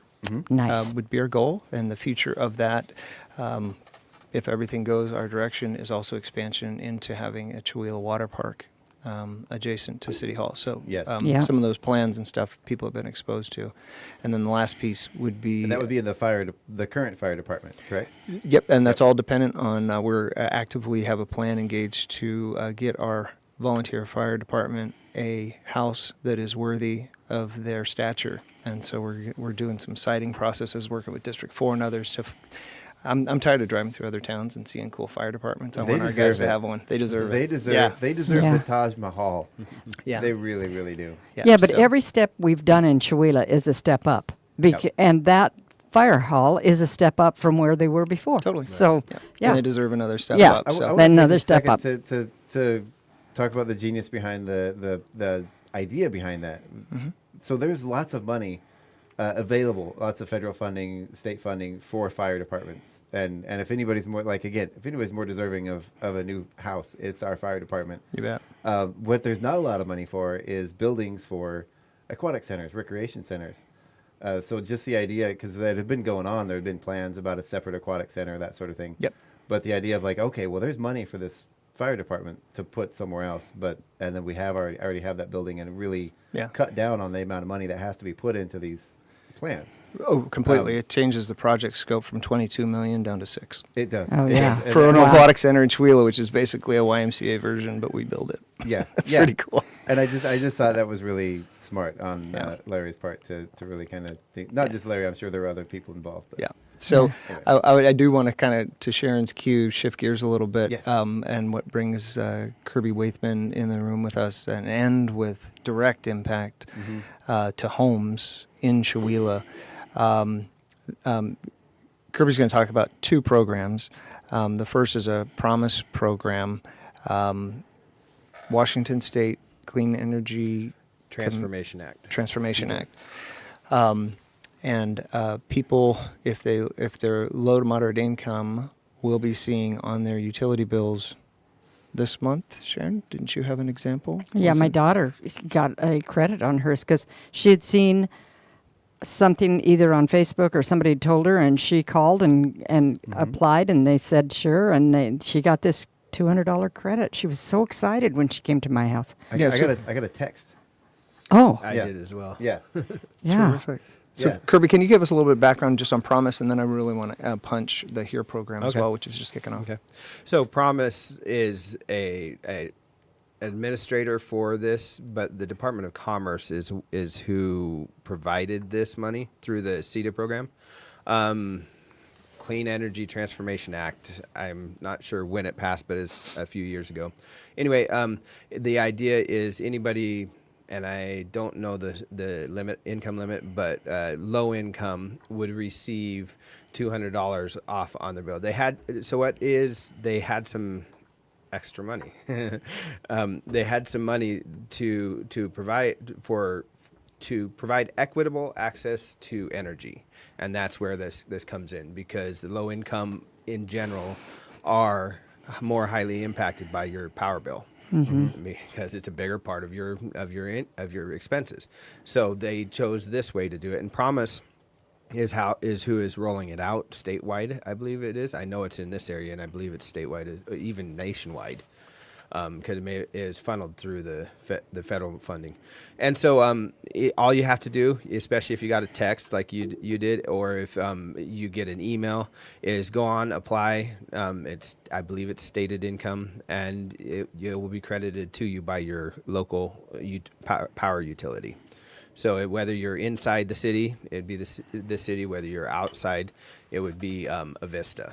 So follow up. It's not a scam. It'll definitely help. Yeah, it's $200 towards your utility bill, and there is information on the city website for the Promise program. If you didn't get a notification, you can check there. There you go.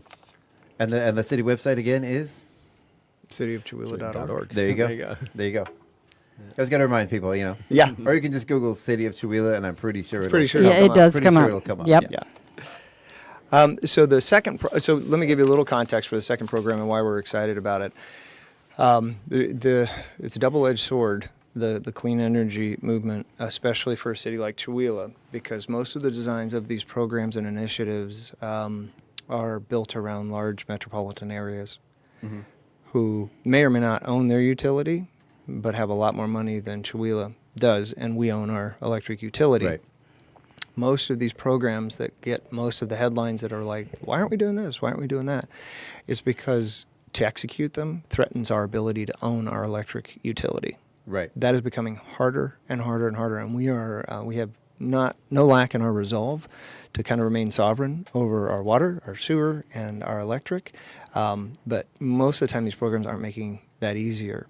And by the time any direct-to-resident impact would come in previous programs, the qualifications for the resident to get to that point is cost prohibitive because they don't have the money to do their part. So it kind of dies on arrival. This is different. This has been turnkey, easy, and I don't want to steal Kirby's thunder to give the details, but it is basically free heating and cooling for low and moderate income. Yeah. Kirby, can you kind of unwrap this a little bit, maybe hit the scope of it, the number of residents impacted, and the amount of money for us? Yeah. So this also came from the state, and it's called the HERE program. You'll see that on the website if you look under latest news. On the website, cityofchihuahua.org, and then you'll see the HERE program. So HERE stands for Heating, Electrification, and something. You gotta love the acronym. Refrigeration, something in there, maybe. Renewal. Heating and electrification in there. The idea is to get us ready for electrification. In order to be able to have a more electrified grid and less dependent upon fossil fuels, we need to get more efficient in how we use the electricity because there's simply not enough out there. Right. So one of the things that heat pumps do is they are 3 to 4 times more efficient at heating your home and cooling your home than using either an air conditioner, like what you put in the window, or an air conditioner like what you have on your furnace. Right. Both of those things, one for one, they're 100% efficient, but these are 300 to 400% efficient. And that's a topic that I didn't even know that was a thing. I was going to Yeah, say, exactly. Could we do that? Explain that one. Come into my 30 world. seconds. Yes. Another it day. takes a while to explain. And same thing with heating. We have gotten heat pump technology to the point where it is more efficient than gas. For years, people said, "Oh, I have the most efficient system. I have a gas," and it was more efficient than an electric furnace. You want to see my gas bill during the winter? Yep. And that's where but technology continually improves, and we have gotten to the point with heat pumps where it will save you whether you're gas or whether you're electric.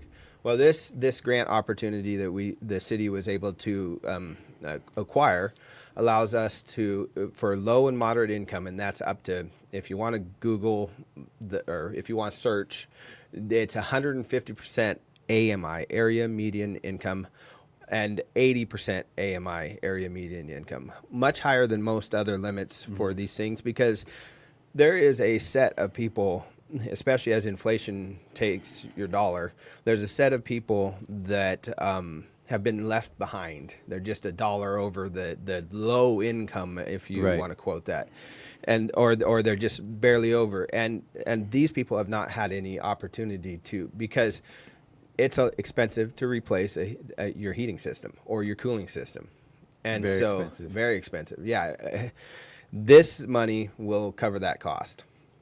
So there, under the HERE program on the website, it's a 1-minute application. It's like 5-6 questions and very general.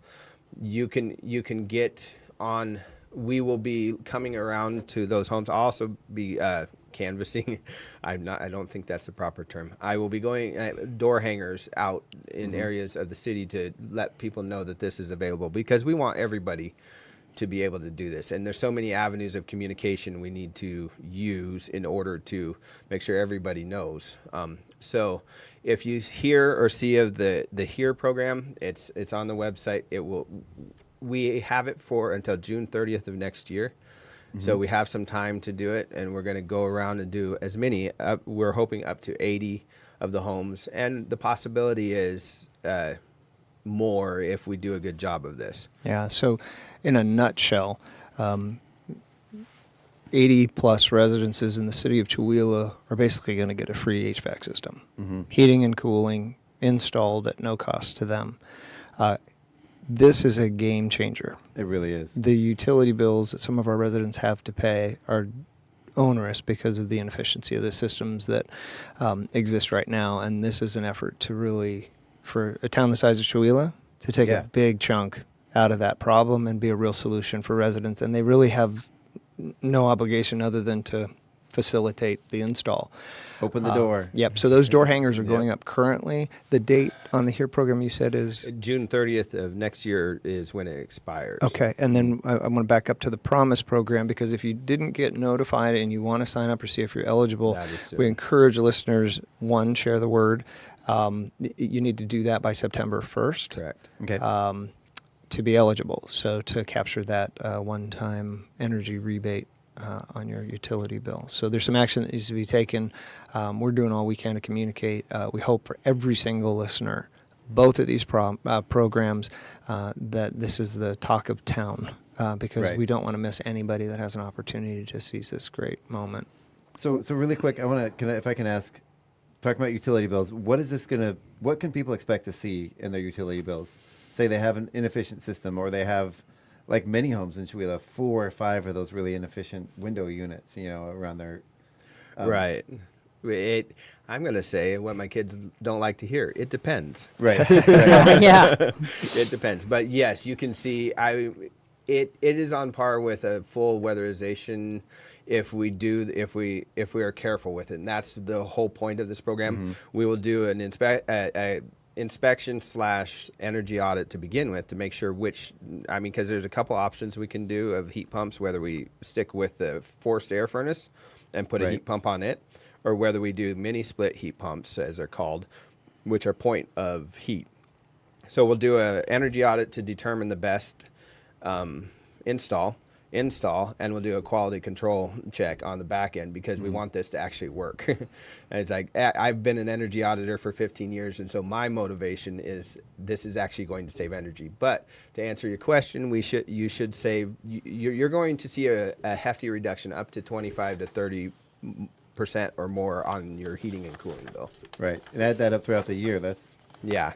Well, that's a chunk of change. We just had the mini split system put in because we didn't have any air ducts. We heat with wood, and we're getting older, and we decided that we wanted that as a backup, not our main. And so this summer we had the mini splits put in. It's expensive. It is, because we have an upstairs and a basement, and my husband had a savings account that he was saving for a new truck, and we decided we'll probably never get a new truck. Let's put in the mini splits. No, those are the trade-offs for sure. Yeah. So I'm sorry. I want to ask too. Do you want to go? Yeah, I just wanted Kirby maybe just to talk a little bit about his credentials and relationship to the project and the city. As a contractor with the city and kind of your role in the whole project. Yeah, so my credentials, or the reason I stepped in here, is that I've been with the Low Income Weatherization Program both here in these counties, Stevens Ferry, Pend Oreille, and Spokane County for about 15 years. Received a lot of training on energy and also worked a lot with grants with the Department of Commerce because Rural Resources here and SNAP in Spokane do a lot of work with the Department of Commerce for low-income weatherization. So that's the world I came from. And then these opportunities that have come up around, as you said, the green, not agenda, that what's happening? Deal. The Green New Deal, whatever you want to call it, and the desire to go electrify allowed this grant. So this grant, I am the administrator of the grant, contracted to the city to administer the grant, and then I'll be subcontracting the installs.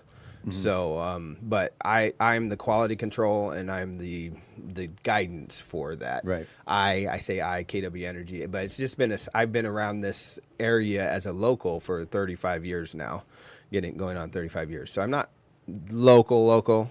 Because I wasn't born here. You're still a little You're still welcome. I'm a newcomer here still. But I'll allow it. Well, you will.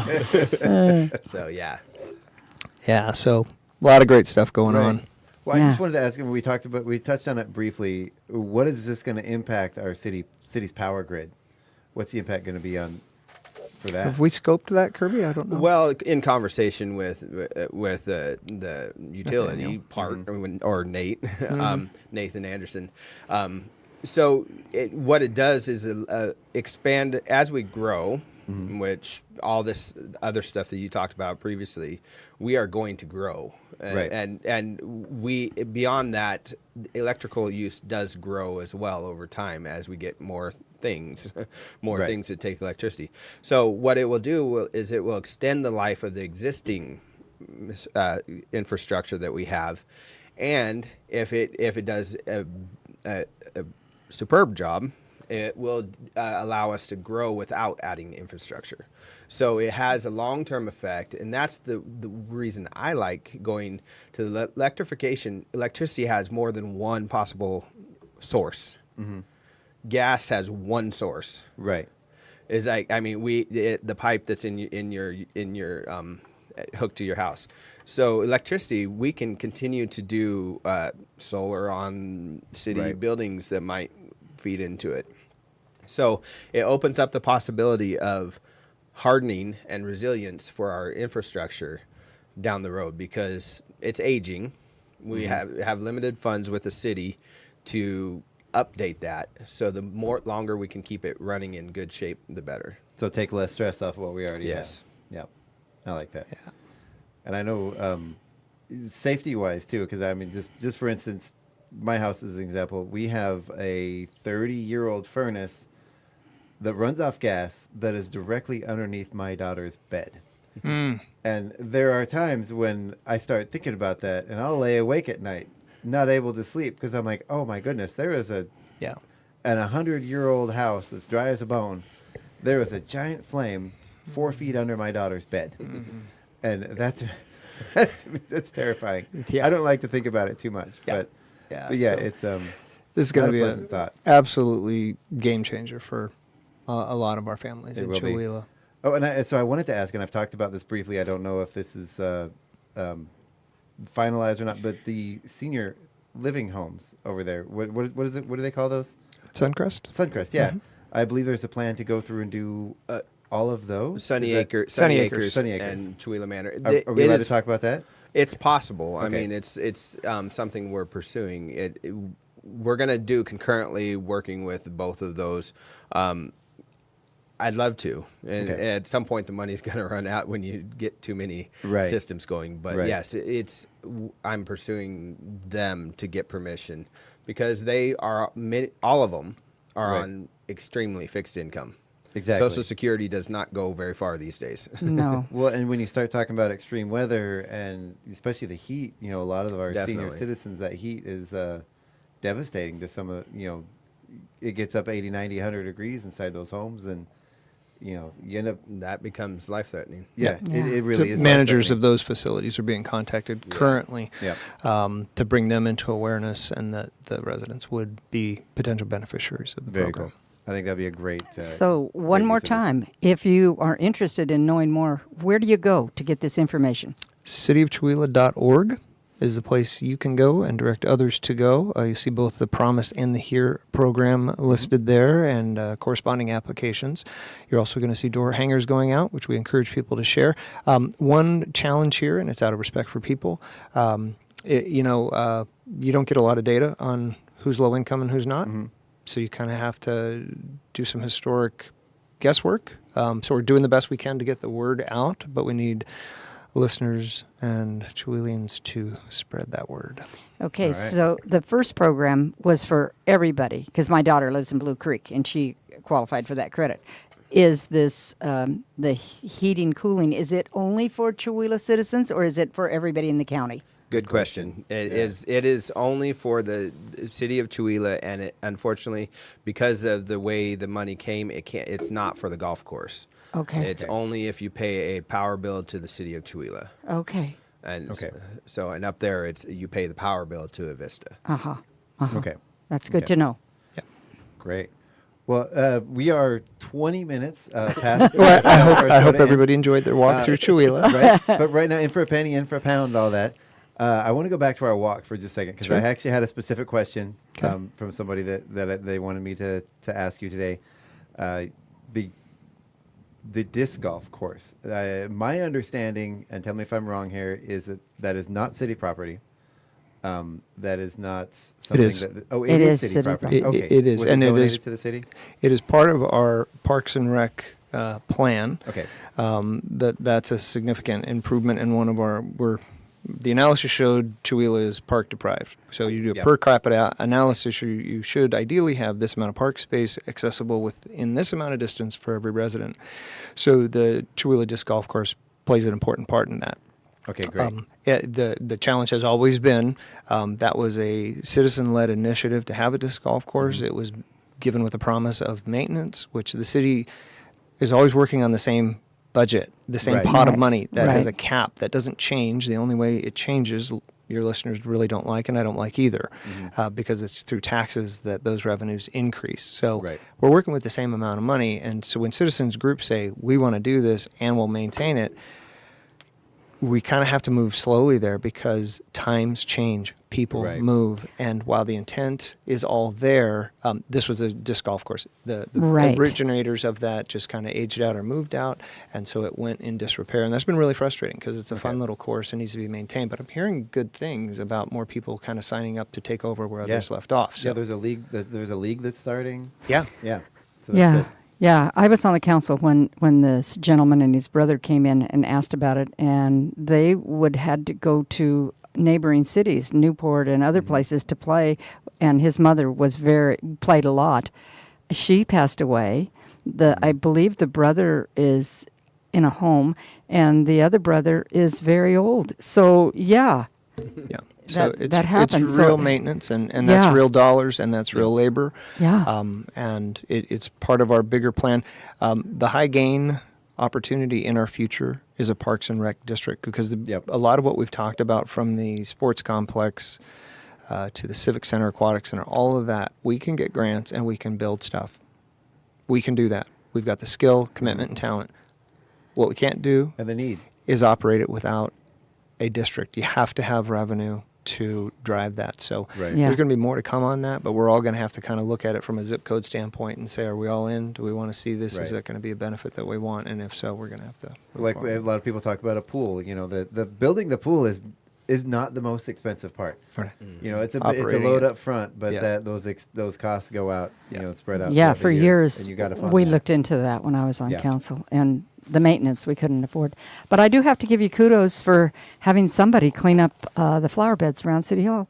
They look really good. Right? Good for you. Right? Yeah, it's about time. Oh, and one more thing, we just walked right by on our walk. What's that? And everybody should do it this week. Go out and walk around Chihuahua. You're going to see these beautiful new, I think the number is 7 new drinking fountains. Oh, wow. Water bottle ready, clean water drinking fountains in Chihuahua. They're going to be at the park. They're downtown. They're up. They're beautiful, just like you see in the fancy cities. We've got these beautiful new drinking fountains. So take a walk around and play a little game. See if you can find a new drinking fountain. I saw the old green one out by the Napa parking lot, but I didn't. These are new and improved. You'll notice. Yeah. Wow. Yeah. Wow. What's funny, because I remember seeing it, because I remember thinking, I didn't know there was a water fountain here, but it was an old green one. I'm like, this looks like it's been here for a while. Yeah. Yeah. And then all of our ski hill chairs. Acres has got theirs, and there's 10 of them that have sold and are being put around town. Yep. Got one Mountain those, Market now. Yeah. All right, so let's go ahead and get out of here. Let people get on the third day. Is there anything else before we go that we didn't cover, that you guys want to parting words of wisdom? It's a great time to live in Chihuahua. Yeah, I'm excited that Greg is our mayor. Oh, I've bless worked you. with several mayors, and he's each one has been a little different. Each one has improved, and he's the best.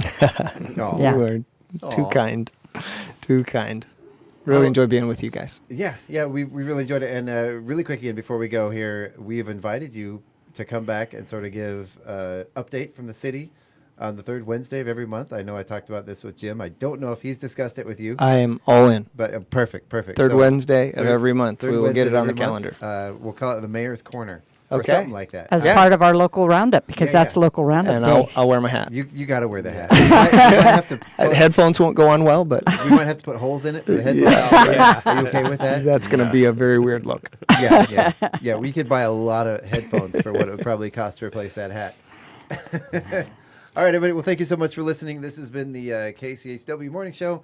You can tune in tonight. What do we have tonight here? We have Music for the Mountain from 6 to 8 p.m. Dirt Road Blues with our very own Dirt Road Doug McQuain live in the studio from 8 to 10. Then from 10 p.m. to 1 a.m. is Planetary Radio, Sea Change Radio, Echo Shock, Total, and Earth Date. And as always, we'd like to thank you for listening to the KCHW Morning Show. Your Northern... I almost said the wrong thing. I got my greetings mixed up, my endings. But thank you so much, everybody, for listening. We'll be back tomorrow morning.